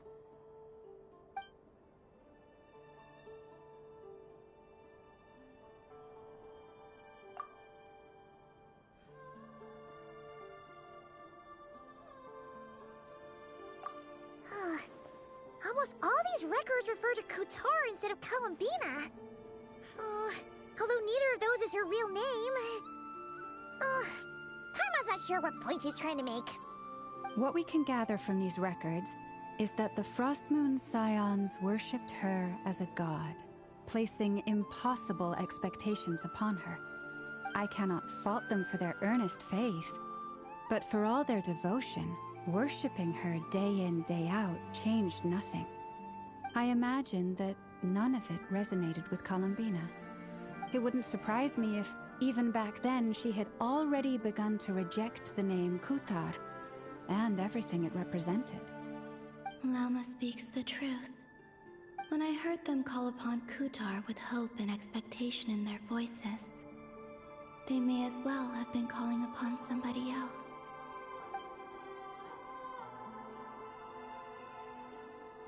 Well, that's a bit complicated. I looked at the level of detail, perceived authenticity, prose style, and how realistic their portrayal of Kutar seemed to be. Amongst the Frostmoon Scions of today, only I know of her existence, and I alone have spoken to her face to face. As such, I know that there are certain things she simply would never do. That being said, I have sensed some changes in her lately. Changes? Me? Seems like this is getting us nowhere. For what it's worth, why don't we check the unreliable sources too? Sure. Give me a moment.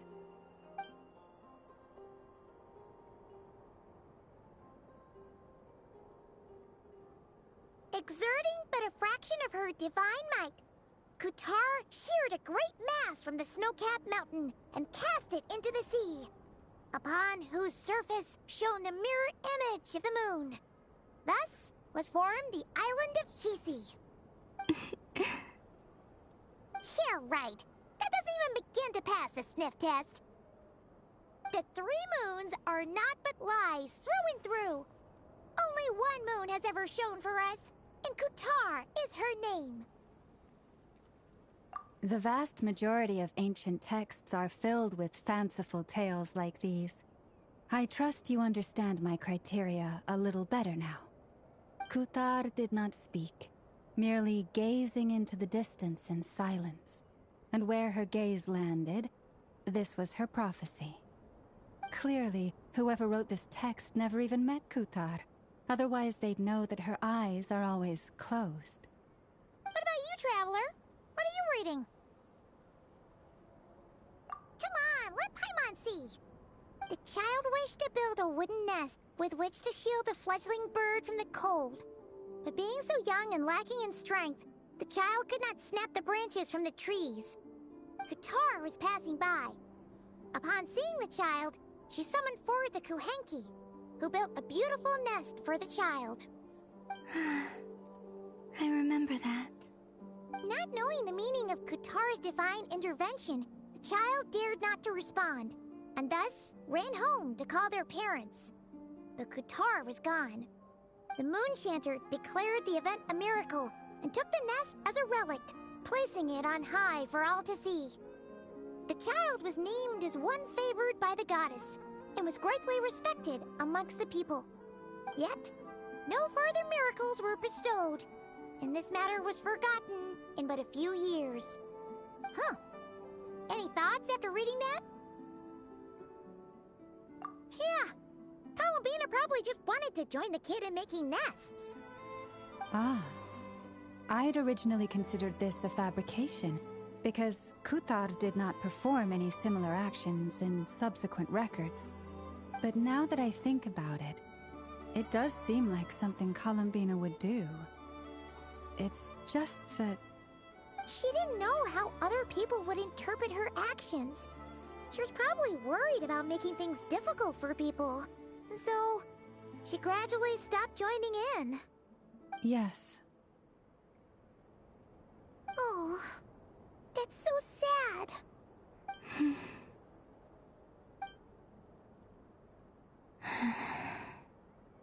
And now, I can make no such gestures of warmth, even if I want to.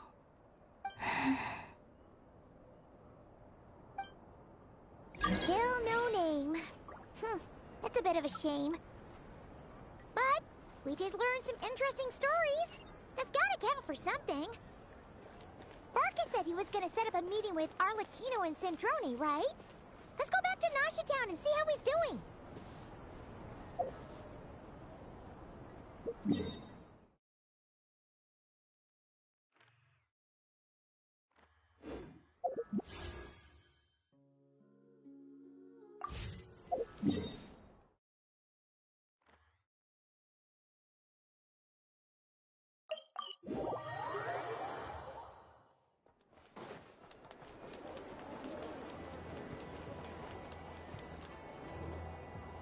Let's see. There's Barca. Oh, and it's Durin and Albedo too. Yeah, this is pretty much the same place we bumped into each other last time. I convinced them to stick around a little longer. We were all waiting on people, so I figured having a little company would help pass the time. Ah, so you've been waiting for us? Does this mean that you've already arranged things with the Fatui? Sure does. Now you're back, we can go meet up with them together. How'd your investigation of the Frost Moon Enclave go? Well, we didn't find out Columbina's true name. But apart from that, it went pretty well.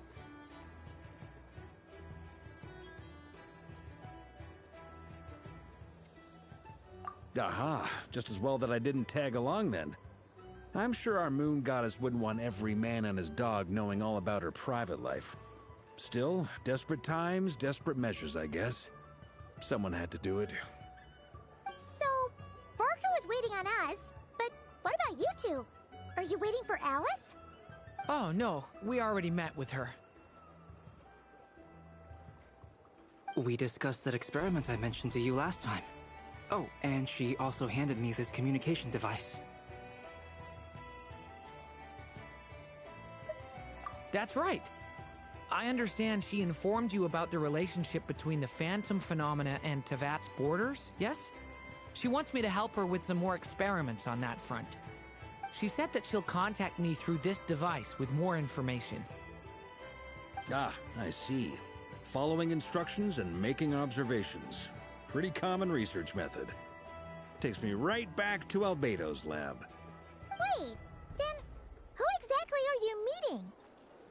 Someone you know. Albedo's met him too. But I don't think Miss Lauma or the Grand Master have been introduced.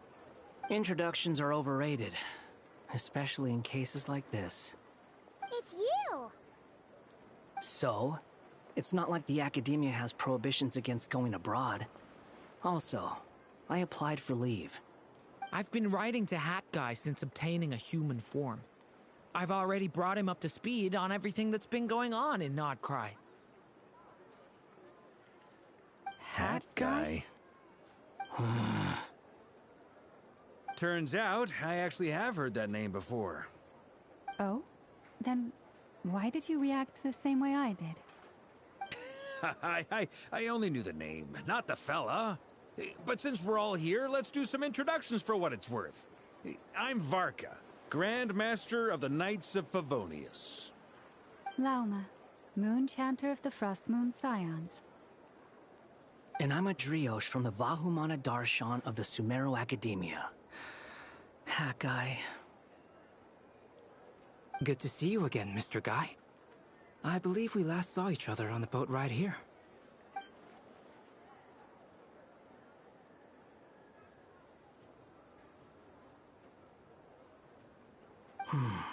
Mind you, the only reason I came here is because there's someone I want to look into.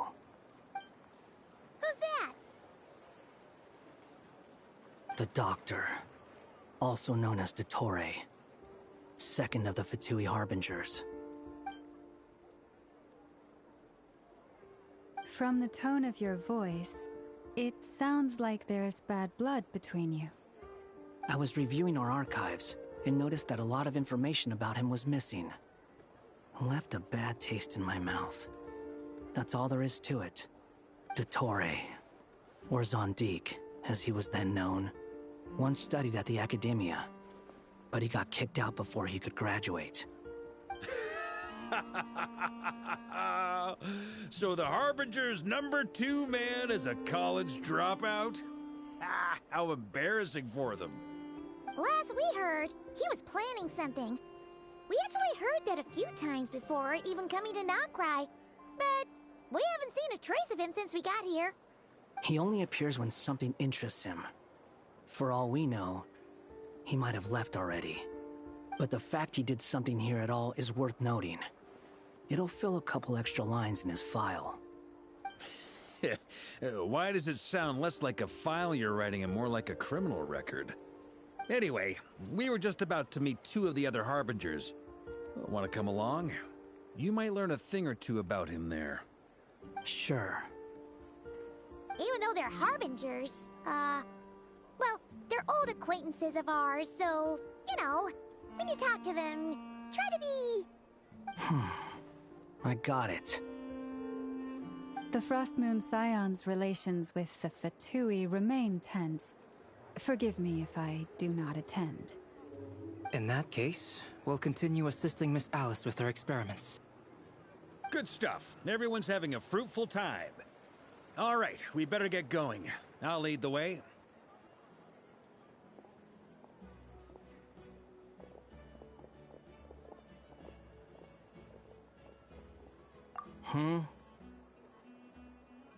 Well, yeah, that's obviously part of it. But I'm not the only one who has a score to settle with him. Neither you, nor Lesser Lord Kusanali, nor I want to see him meddling with things again.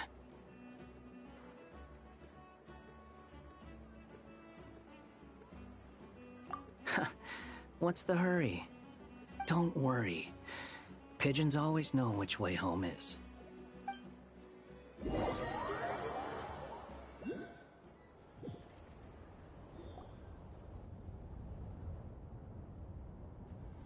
You made it. Who is this? A scholar from Sumeru. They call him Hat Guy. He's an old friend of the Travelers. Wait, this is the Academia representative you wrote about? He doesn't exactly look the part. I believe this will prove my identity. You'll notice it bears the seal of the Sanctuary of Surasthana. Well, what do you know? So it does. All right then. My mistake. It's fine. I expected as much. What? So as I mentioned in my letter, the Academia's got its eyes on Dottore. But this matter remains top secret. Apart from those assisting in the investigation, the fewer people who know, the better. If anyone asks, I'm here in Notcry to pursue my personal academic interests.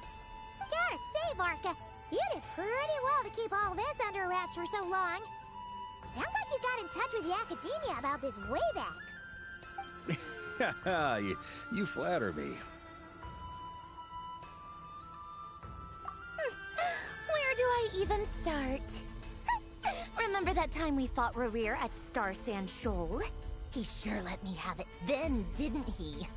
I'll bet Dottore had that all sketched out, with me as his convenient little pawn. He could not care less about us if he tried, but hey! The feeling's mutual. Does Dottore really strike you as the sort who values his relationships with his colleagues? Fair point. Definitely not. Which is why I always keep my guard up whenever he starts making suspicious moves. To that extent, our motivations align. On top of which, I consider you trustworthy people. Now, back on topic. In the wake of the Reikir of Solnari episode, Sandrone and I grew suspicious about Dottore's complete inaction during the entire affair. So we tried to find out what he'd been up to, but unfortunately to no avail. He never lets anyone in on his plans. The more he cares about something, the more secretive he gets. Indeed. Perhaps he believes that by keeping a low profile, he can avoid trouble. But that trick isn't going to work on his colleagues. Yeah, I mean, he's been researching the ancient moon's remnants. And he's been trying to get his paws on the moon marrows. Only an idiot would believe he doesn't have something more planned. With this in mind, I returned to Snezhnaya and relayed my thoughts to Her Majesty the Tsaritsa, entreating her to have him recalled. That's pretty direct. Did the Tsaritsa agree? Yes. I made it abundantly clear that the Fatui's business in Nodcry is almost concluded, and we do not need 3 harbingers in this territory. Her Majesty concurred. Accordingly, Dottore has returned at her orders. I imagine he is continuing with experiments, which no one besides he would ever have any interest in. Common sense might mean nothing to him, but he's not stupid. He knows that no good can come from opposing the Tsaritsa. Smarts alone won't get him all the way. He needs the Rooster's resources and Regrator's Mora, both of which the Tsaritsa can strip from him by waggling a finger. But doesn't he have a track record of publicly following orders while going against them in private? He probably has it down to a fine art by now. Wouldn't put it past him. We worked together on a research project once. Only briefly, but it was enough to show me that we're fundamentally different people. He has no interest in doing things methodically, stage by stage.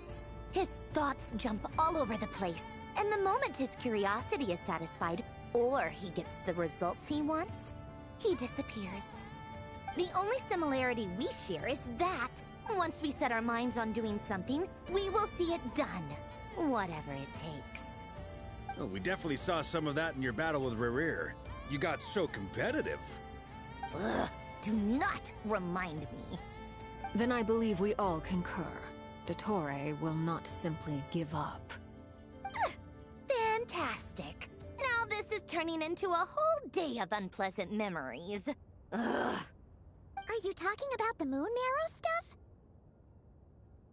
He also strikes me as the kind of person to disregard experimental regulations, ruin all the equipment, and go way over budget. Then leave the first person he can find to deal with the fallout. Exactly. This one time, he was running some high-temperature experiment and the substance exploded. But does he care? No. He orders his subordinates to open the device so he can observe the results, which causes the gas inside to leak out. That gas was poisonous! If I hadn't been there, who knows how many people might have died. And after all that, he left, while I was still cleaning up after his mess. What a waste of time, he said. Waste of time? The nerve! He wasted my time! You've been bottling that up for a while, huh? Hat guy, I must say, you seem awfully familiar with internal Fatui affairs. Especially when it comes to Dottore. Thank you, Lady Harbingers, for providing such valuable information. I have no other questions for now, so I'll be on my way. Wait, what? You're just gonna leave? You're welcome to join if you want. Ugh. Just when Paimon thought he'd finally mellowed out. He makes quite the impression. I'll say, I've met tons of headstrong people, but not many of them would join me in bad-mouthing the Torre. Anyway, back to the main agenda. Barca, you said that Columbina has gone missing?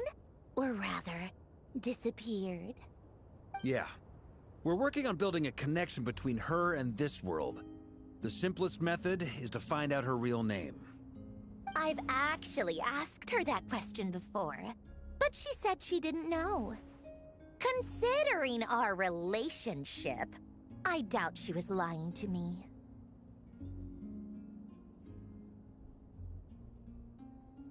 As far as I recall, she was never dispatched by Her Majesty to claim a gnosis or anything like that. The Tsaritsa's plans had long contained a place specifically for her. I always thought that was weird. What could she do that the rest of us couldn't? Knowing what we do now, it's probably something related to Kavaki, right? More than likely. When she first arrived, Columbina would often go to Her Majesty and ask when she could start the task assigned to her. But Her Majesty always gave the same reply. The time has not yet come. So she spent her days in Snezhnaya doing basically nothing. The Tsaritsa has summoned a beautiful blind maiden to be a harbinger, giving her the third seat by virtue only of her enchanting voice. It was a dumb and stupid rumor, but the reality of the situation made it hard to refute. And what happened after that? I imagine she stopped caring. She no longer seemed to care why she had been recruited, and Her Majesty never gave her any missions, so she just continued to sing in the flower garden. For my part, I was busy. So busy, in fact, that watching someone be that idol had me fuming. But still, I got the sense that she had long been used to a life of other people claiming she was needed when she wasn't. I just felt that having a place to stay would cost me something eventually. And so I waited quietly for the day that I would have to pay the price. And on the other end of that spectrum, you had me. Someone once told me that I had the lousiest work and the toughest luck. That's a good way of putting it. I forget who said it, but those words have always stuck with me.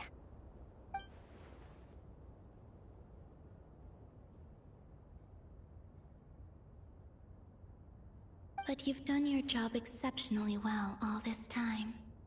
Because at heart, you are a conscientious person. What is it? Something come to mind?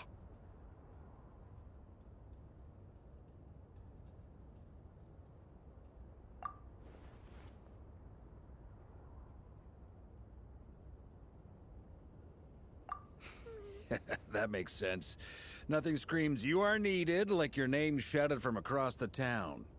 Well, good luck with it. But if you ask me, Columbina is still the most shoutable name. I'm just so used to it now, after all the arguments we've had.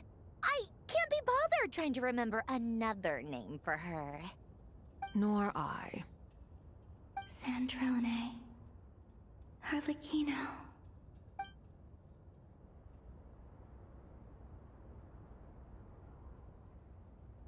Huh! It's a Sealy! Does that mean Nicole has news for us? Ladies, I thank you for your hospitality. If the chance ever comes up, I definitely owe you both a drink sometime. I'm sure it will. You can make your own way out. Heck, you've been here enough times, you probably know your way around better than I do. Okay! Time to do what adventurers do best. Follow that Sealy!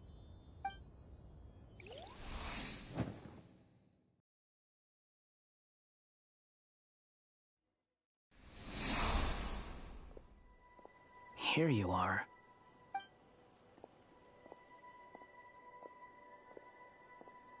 Oh, Hat Guy.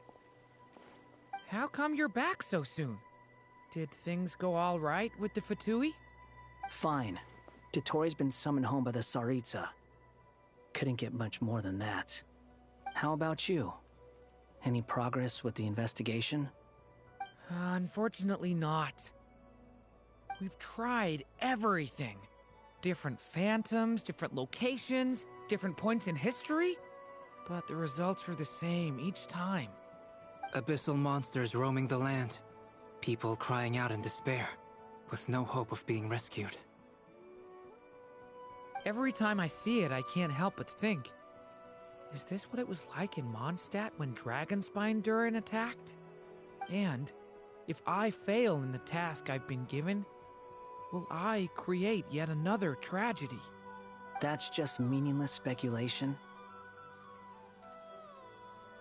When we encountered similar phenomena previously, I tried to interfere with those illusions, using sounds and lights to guide them. However, we could not change their fates.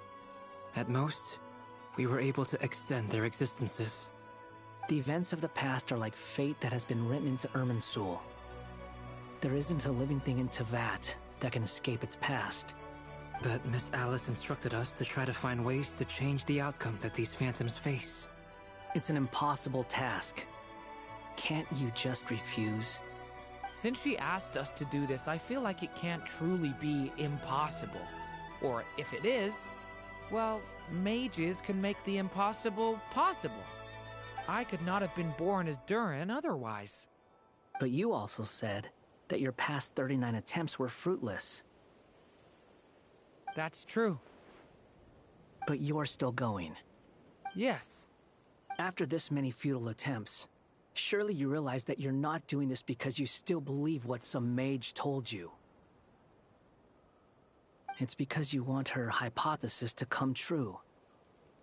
It's something you wish for deep inside. So, think for yourself about what you want to do. As long as you don't believe it's futile, it isn't. Yeah. Previous experience indicates that we cannot touch the phantoms, which limits the effectiveness of our interventions. If we want to clear this hurdle, we need to break this rule somehow. Same thought here. Following the same rules means repeating the same failures. Reducing ourselves to mere playthings of fate. So you mean we need to figure out a way to make contact with them despite knowing that we can't? Yes, and I suspect that's something only you are capable of. Everything in Teyvat is logged in Irminsul, but the withering that once occurred in Sumeru was a sign that the Great World Tree was being corrupted. This corruption allowed things that should not have existed in Teyvat to appear. This is tantamount to rewriting reality to an extent. You're saying abyssal power might be able to affect those phantoms? No one's ever tried it before. If you're gonna try it, it'll take courage. And you have to be confident that you can control it. Is anyone there? Has anyone seen my daughter? She's missing. I have to find her. I hear someone inside. Spargana? Are you in there? Ah! If I can use my abyssal powers to warn him that there is danger here, maybe it'll change his decision. Maybe he'll stay away. Yes. The important thing is not the nature of the power, but rather how you use it. To intimidate and obstruct. Sounds about right for the Abyss. Let me try. I should be able to influence that thing. Have you seen a little girl? What? This isn't the time for that! Just run!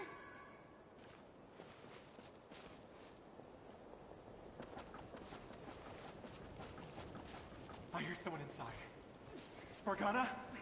Are you in there?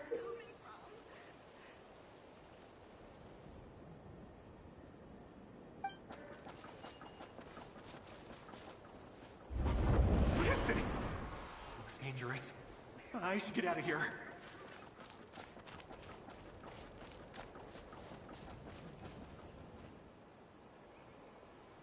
He really left.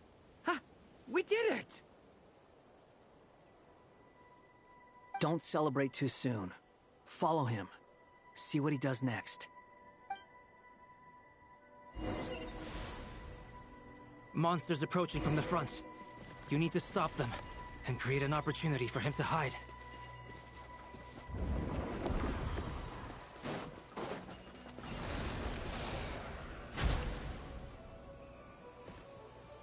Help me!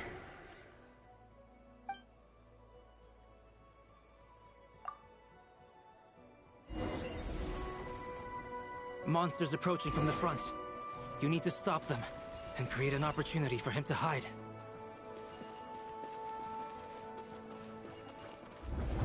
No! There's monsters ahead!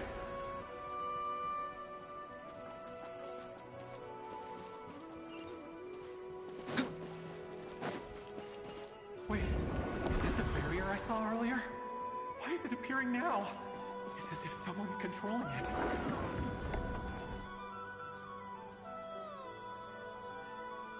The monsters are gone. Is it safe?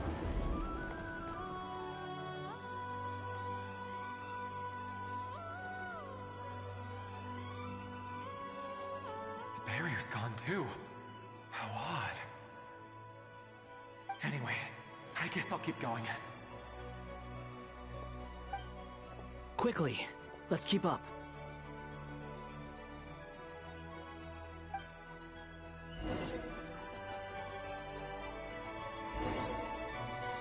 Wait, there was someone else here?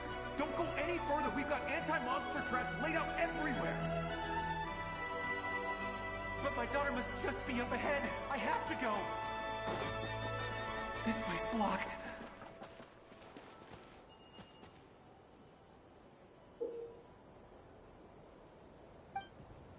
We must be...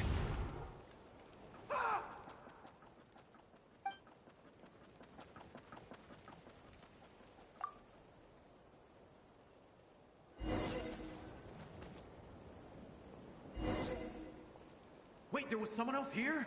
Don't go any further. We've got anti-monster traps laid out everywhere. But my daughter must just be up ahead. I have to go. This way's blocked.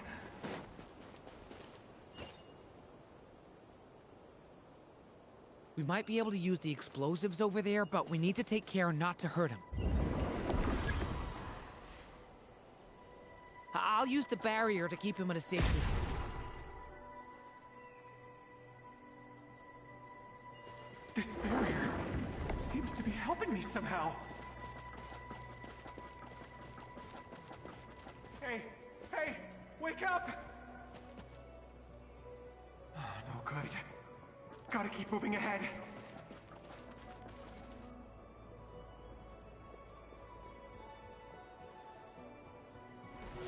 So many monsters! There's still a chance, Durin. Use the traps.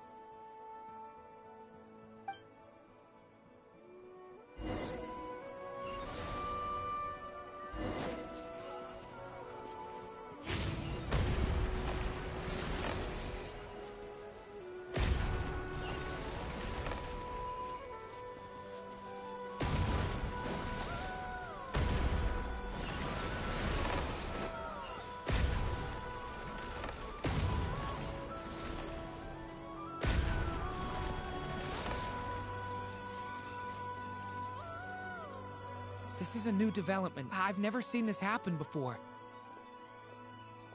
We might just be able to save this person.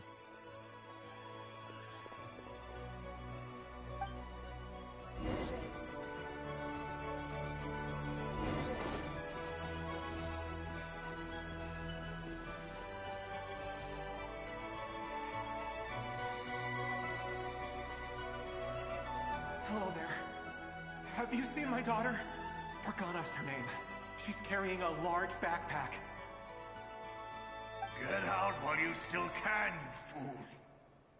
You won't find any survivors here. But I can't just leave her here. She must be so scared right now. Sorry. Wish I could help, but I haven't seen her. You'll just have to keep looking. Okay, thank you. If I do find her, I'll get her to shelter and come back for you. Don't bother. I've got nowhere left to go.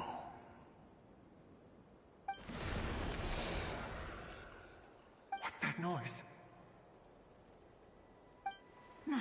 Monster! No, if he goes inside, he'll be walking into a trap. Let's try this once more. This time, we have to stop him.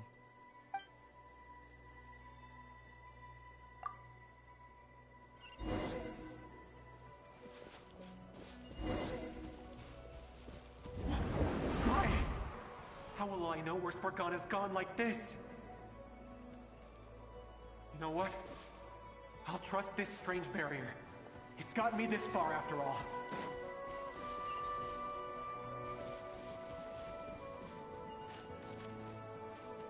What? What's this? Spargana, are you there?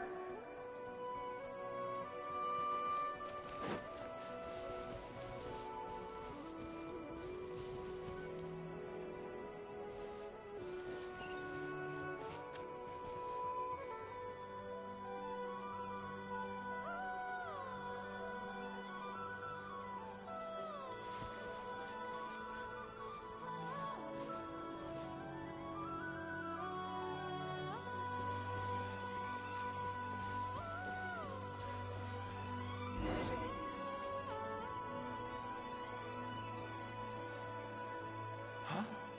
That looks like one of my daughter's books! Thank you. Thank you! Yes, it's one of hers for sure. That's her name on it right there. She left her backpack here.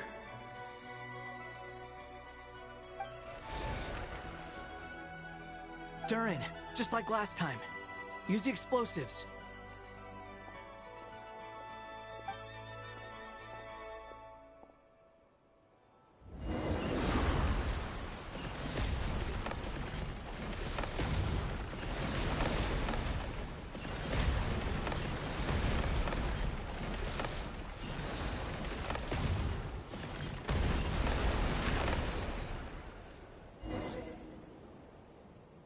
It won't work.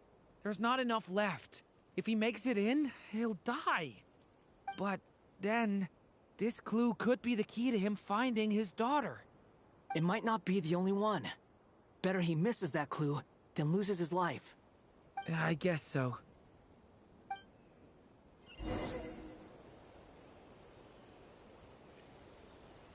Stop him, Durin. We can't let him get any further in. That's my daughter's book! She's passed this way! Why? Why won't you let me go in? I've searched and searched and searched just for this! But how will I find her without any clues? I no longer have anywhere else to go.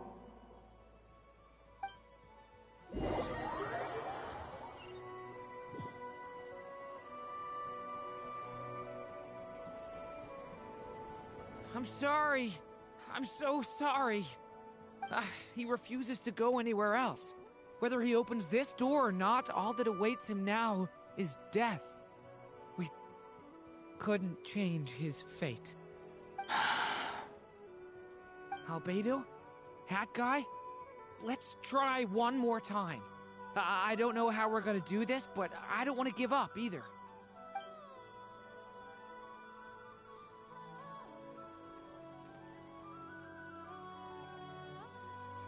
Why am I here? What's going on? All these scenes running through my head. Where are they from? Huh? What's going on?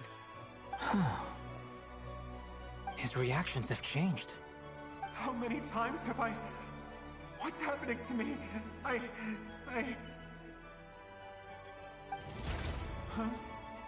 Wait. Who are you? You can see us now? I feel like I always could, but that I only just realized you were there. I'm sorry, I don't know how to describe what I'm feeling. But you were the ones guiding me using that marked barrier, right? I haven't done anything yet, but those monsters, those deaths, they feel like memories. Like things I really did experience. I won't find my daughter. In fact, I'll ultimately die trying to find her. Isn't that right? Well, no, it isn't. Yes, it is. Even so, we're trying to find a way out of this. You've not seen my daughter either, have you? It seems she really isn't here.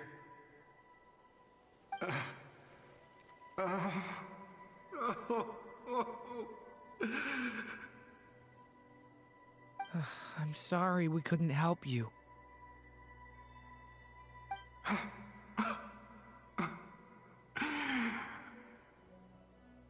I'm just tired.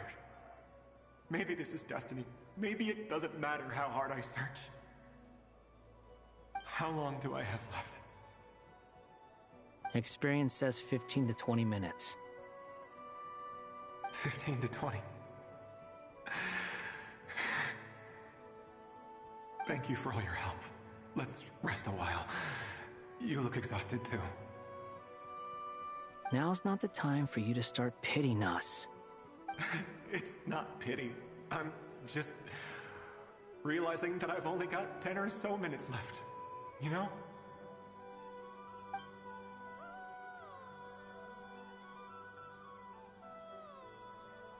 You say you're from Mondstadt, yes? A place with windmills, where people enjoy limitless freedom?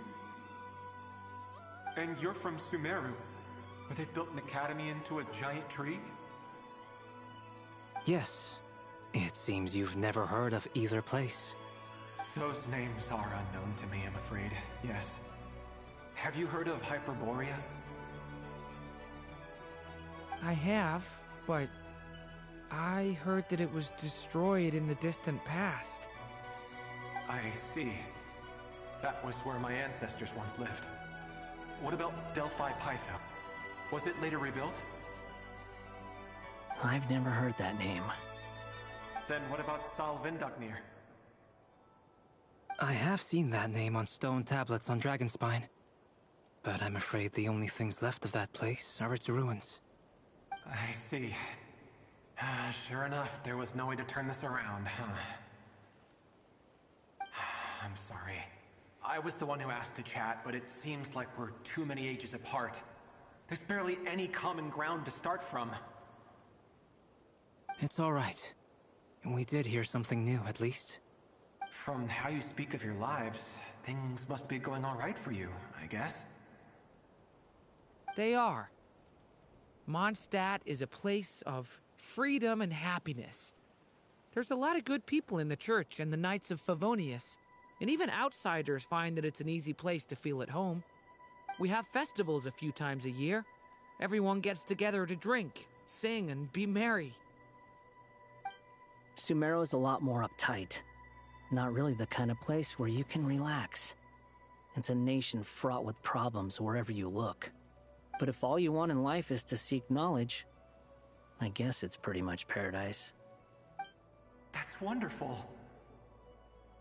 In other words, after this all-devouring black tide passed, humanity did not merely avoid extinction, but rose to build prosperous civilizations anew.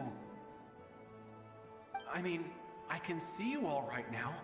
That must mean the future isn't a total mess, right? That's true. Well, time's almost up. Let's part ways, I think. Might be best if you don't waste too much time on me. The chances are slim, I know, but I'd like to spend these last few minutes looking for Spargana. If things work out, I'd love to tell her about what I've heard. May we meet again. Well, or not, most probably. In that case, may your wishes come true.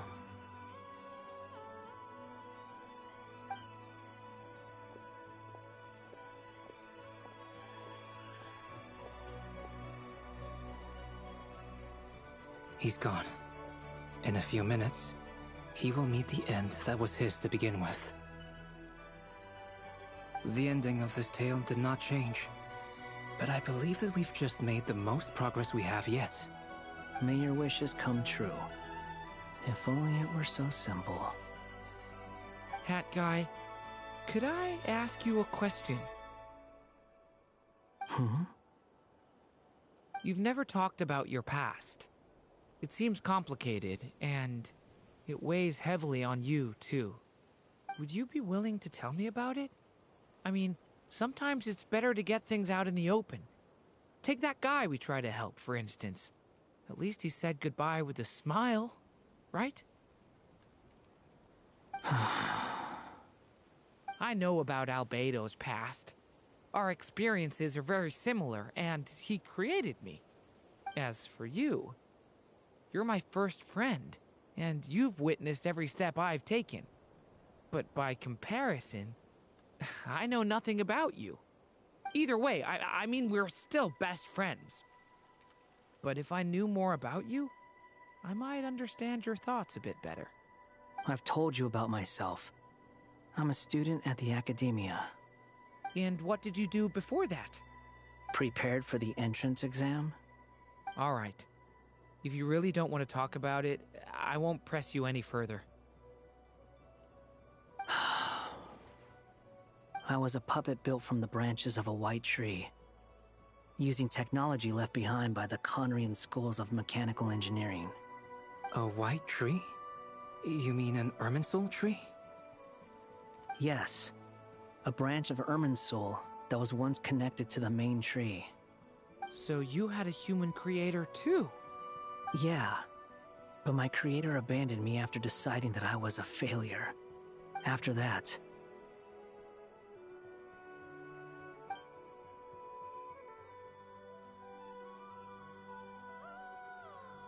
Durin. Resisting the influence of the Abyss, suppressing the urge to destroy, trying to do the right thing. None of these things are easy. But no matter how hard they are, trying to rewrite past wrongs is far harder. You asked me if you would create a new tragedy if you failed. I told you there was no point speculating about that. But the real answer is, yes, you absolutely will. That guy. But at least you've got people here to help steer you away from the wrong path. So, just keep aiming towards the light. I will. I promise. All right, break time's over. Hello? Durin speaking. Hello, friends, it's me. What have you been up to, I'm detecting some unmistakable fluctuations here at the border. The amplitude isn't particularly high, but they're completely different signals from the ones before, and the scale is comparable to those I've detected previously. Alice, we were unable to save that person. However, he appears to have retained a portion of the memories gained through that cycle, and was able to hold a conversation with us. I see. Well, that is rather odd indeed. It definitely merits further attention. Could I trouble you to keep trying the same approach? I need to gather some more data. Counting on you. I should probably have Nicole come and check this out as well.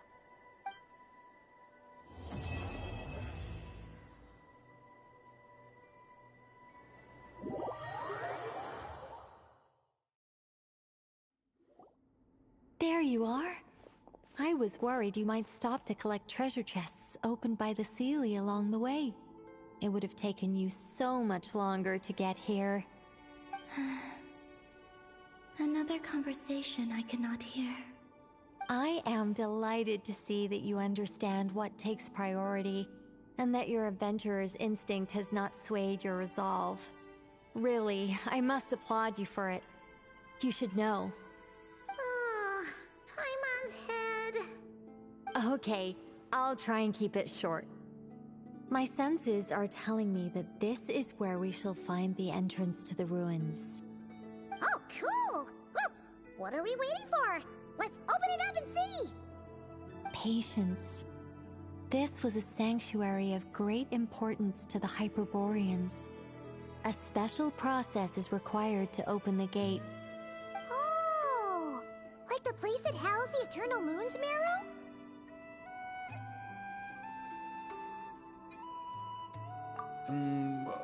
Okay, so what's the plan? Need us to do anything? And just the short version, if you can. Ah. Alright then. I was planning to start with some background on the invention of these techniques. Are you sure you don't want to hear it? It's quite informative. Remember what you were saying about priorities? Fine. Simply put, we need 3 human representatives to successfully undergo a process of Kuvaki resonance. Think of it as a test from the 3 moon goddesses to see if the entrants are qualified, with the most recognizable qualification being Kuvaki. Pretty sure Lauma would ace that test. Oh, wait. But we need 3 people. I also have no doubt that the Moon Chanter would be qualified. But we would need 2 other people with the same constitution. Therefore, the most feasible method is not so much to follow the rules, but to figure out how the test functions and find a workaround. I've done some research, and it turns out the mechanism is rather crude. We'll simply need humans to stand before it who have sufficient Kuvaki energy within them. I'm with you so far.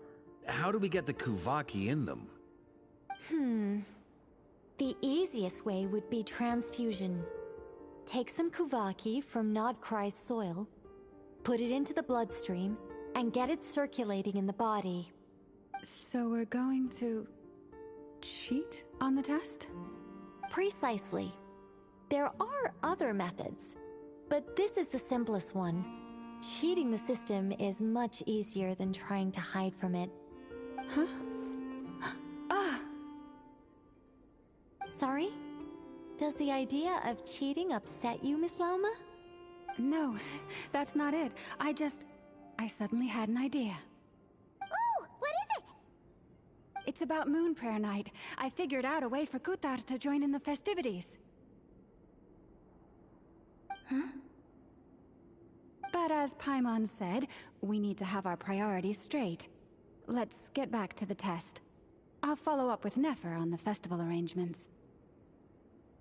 Oh, okay.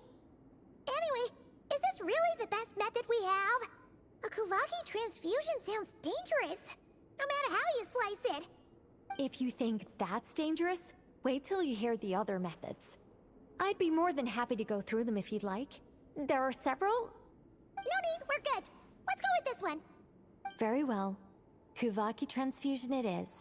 Now, I should mention that the risks can be greater or lower depending on individual compatibility. It would be rash to simply infuse the Kuvaki and hope for the best. If the body rejects it, the reaction can be quite severe. The symptoms are similar to another condition that some people living here suffer from, known as congenital Kuvaki sensitivity.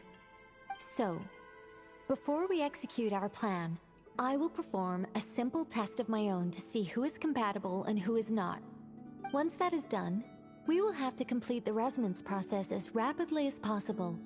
The participants must remain stationary while the Kuvaki circulates and bonds with them, and they mustn't eat or drink anything. What? No eating or drinking? That's some hardcore fasting. They'll all be monks by the time they're through. 3 days. Oh, that's so long! And we still need to find 2 more people who are not just compatible, but also willing to volunteer. Fasting? What are they talking about? Really?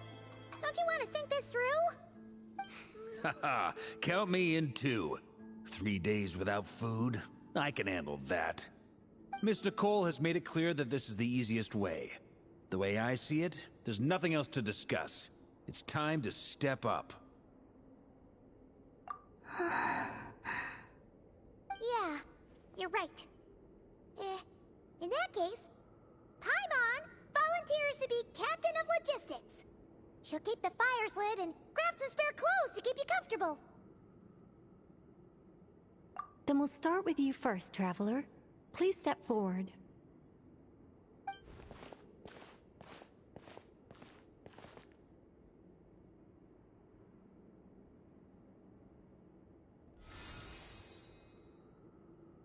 How's it going? Do you feel anything?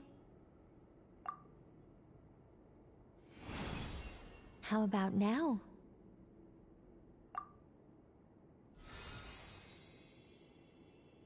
And now?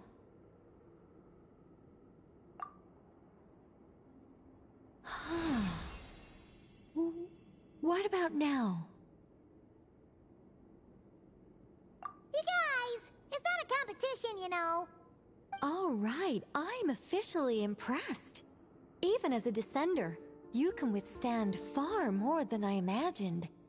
It's like I summoned a giant stone titan to arm wrestle you, and your arm hasn't even moved an inch. In my last attempt, I infused 5 times the amount of Kuvaki required. Yes, safe to say, compatibility won't be an issue for you. You're eligible to join. You're next, Mr. Varka. Sure, here goes nothing. All right, I'll start where we left off. 5 times the required Kuvaki dose. Whoa, whoa, whoa, hey, wait a minute. How's it going? Ooh, no, not great. I kind of want to puke. Feels like I've been drinking too much. A few bottles of wine, then a big stein of Dark Horse. With some hard liquor from Liyue mixed in. You think this is funny? I just lost to a young lady in an arm wrestling contest. I'm never gonna live that down. My apologies. I'll lower the concentration and try again. Oh. How's it going now? I'm not as dizzy as last time, but I can still feel it pulsing around. In that case, you wouldn't be an ideal choice, Mr. Varka. Let's try someone else. Okay. Let's go ask some of our other friends then.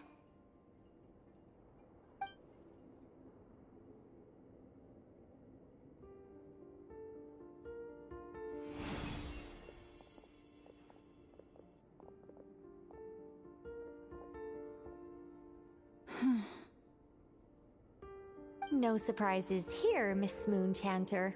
You're perfectly compatible. You may join.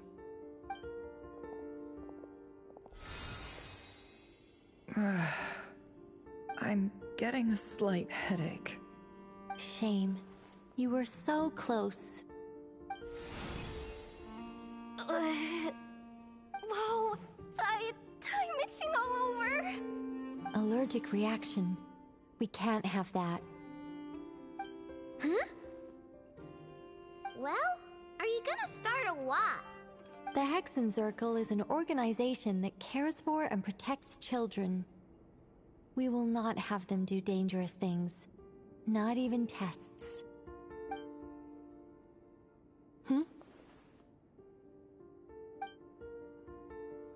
Is something the matter? The candidates have to be human. I guess that rules me out too. Huh. Everyone except the Moonchanter got beaten. Guess I don't need to feel so bad after all. I mean, looks like this isn't gonna be as easy as we thought. Perhaps I could ask for volunteers among the Frost Moon Scions. I'll see about talking to some trusted Lightkeeper colleagues. Itlua springs to mind. In fact, I think we had some former Frost Moon Scions join our ranks recently. Can you give me the scientific explanation for how the test works? I can probably make some kind of test bot. Then, we can just zip through Nasha Town, going up to people and pressing a button to check their status. Wouldn't that be way easier? No. Wow! No elaboration for once. How about I contact the Knights of Favonia's garrison in the Wave Chaser plane? Shame that Lohan's already left. And that guy's even tougher than I am. Strange. The moon goddess is clearly revered by many people. So why is she on the brink of disappearing? She mentioned that the world has rejected her from the very beginning. And when we fought the Rahier of Solnari, it seemed like she exhausted her power for our sake. Also, Paimon's not sure revered is the right word for how people feel about her. Gratitude, certainly. For my part, anyway. It's basic reciprocity. She helped us, so she deserves our help in return. Yeah. Even though she looked like she didn't care, she still saved a ton of people, including me. A review of the relevant data leads me to conclude that Miss Columbina is a good person. Yep, you bet! They really think so? I'm super surprised that Columbina isn't her actual name, though. I think it really suits her. It's light and graceful and... yeah, just a really pretty name. I know, right? Unfortunately, that's not our decision to make. Columbina. That was the code name the Fatui gave me. But it also came up in the song I heard when I was born. But... is that really all there is to it? What do I truly think of my own name?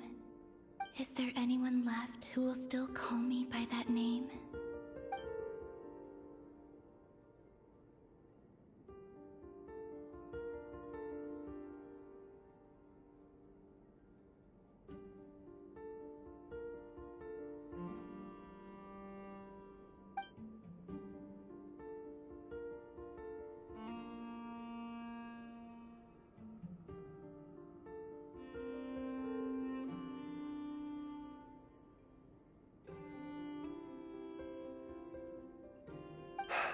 Moonprayer Night is getting closer by the day.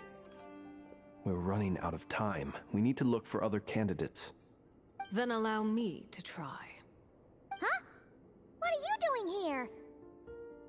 You contacted your friends via the Adventurers Guild. Sandrone has been keeping an eye out for something like that, so she informed me. Since I have the ability to accommodate a moon marrow, I should prove to be a suitable candidate. Arlecchino. When can we begin? I see. We can begin right away.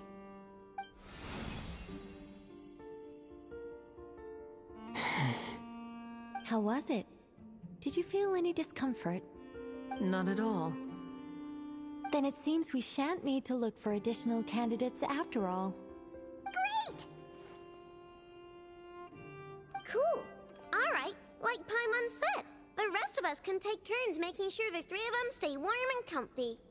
Then, my job is to take care of the caretakers. I will ensure everyone receives food and accommodation.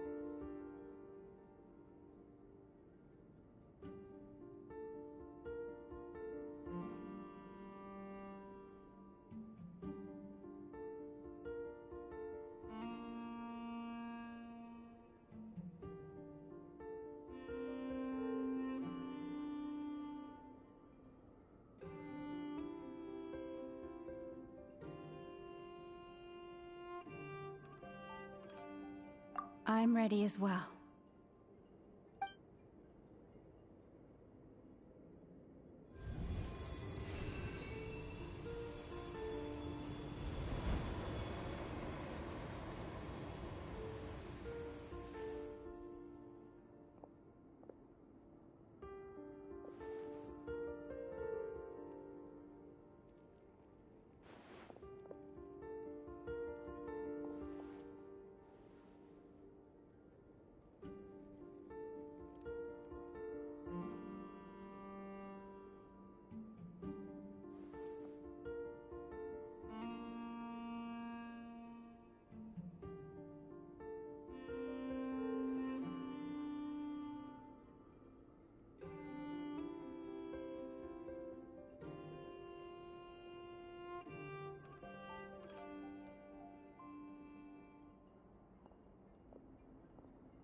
The work is done. The sacred scroll shut. The stars grow dim, the people silent. The white sun sets, the silver moon rises.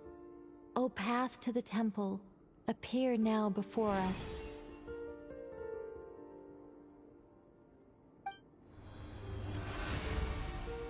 Wow! It really opened! So that's what all this is about. They've been trying to open this gate. Come, let us enter. It might be best to eat something first. Take care to chew properly and swallow slowly. It will give your body time to readjust to the digestion process. They will head in soon. They will need to enter this gate.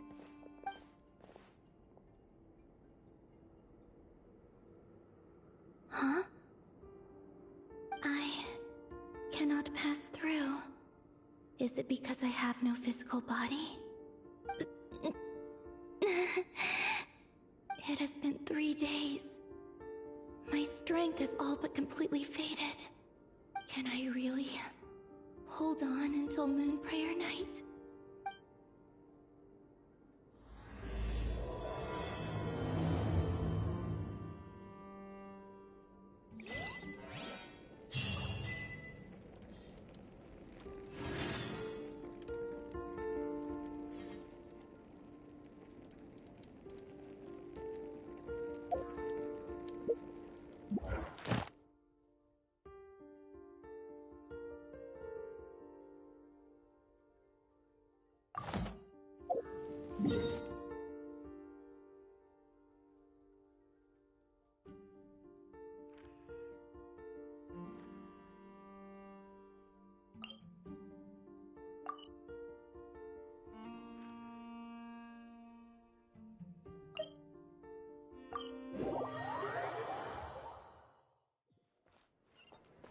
Ad Astra. Thank you for completing.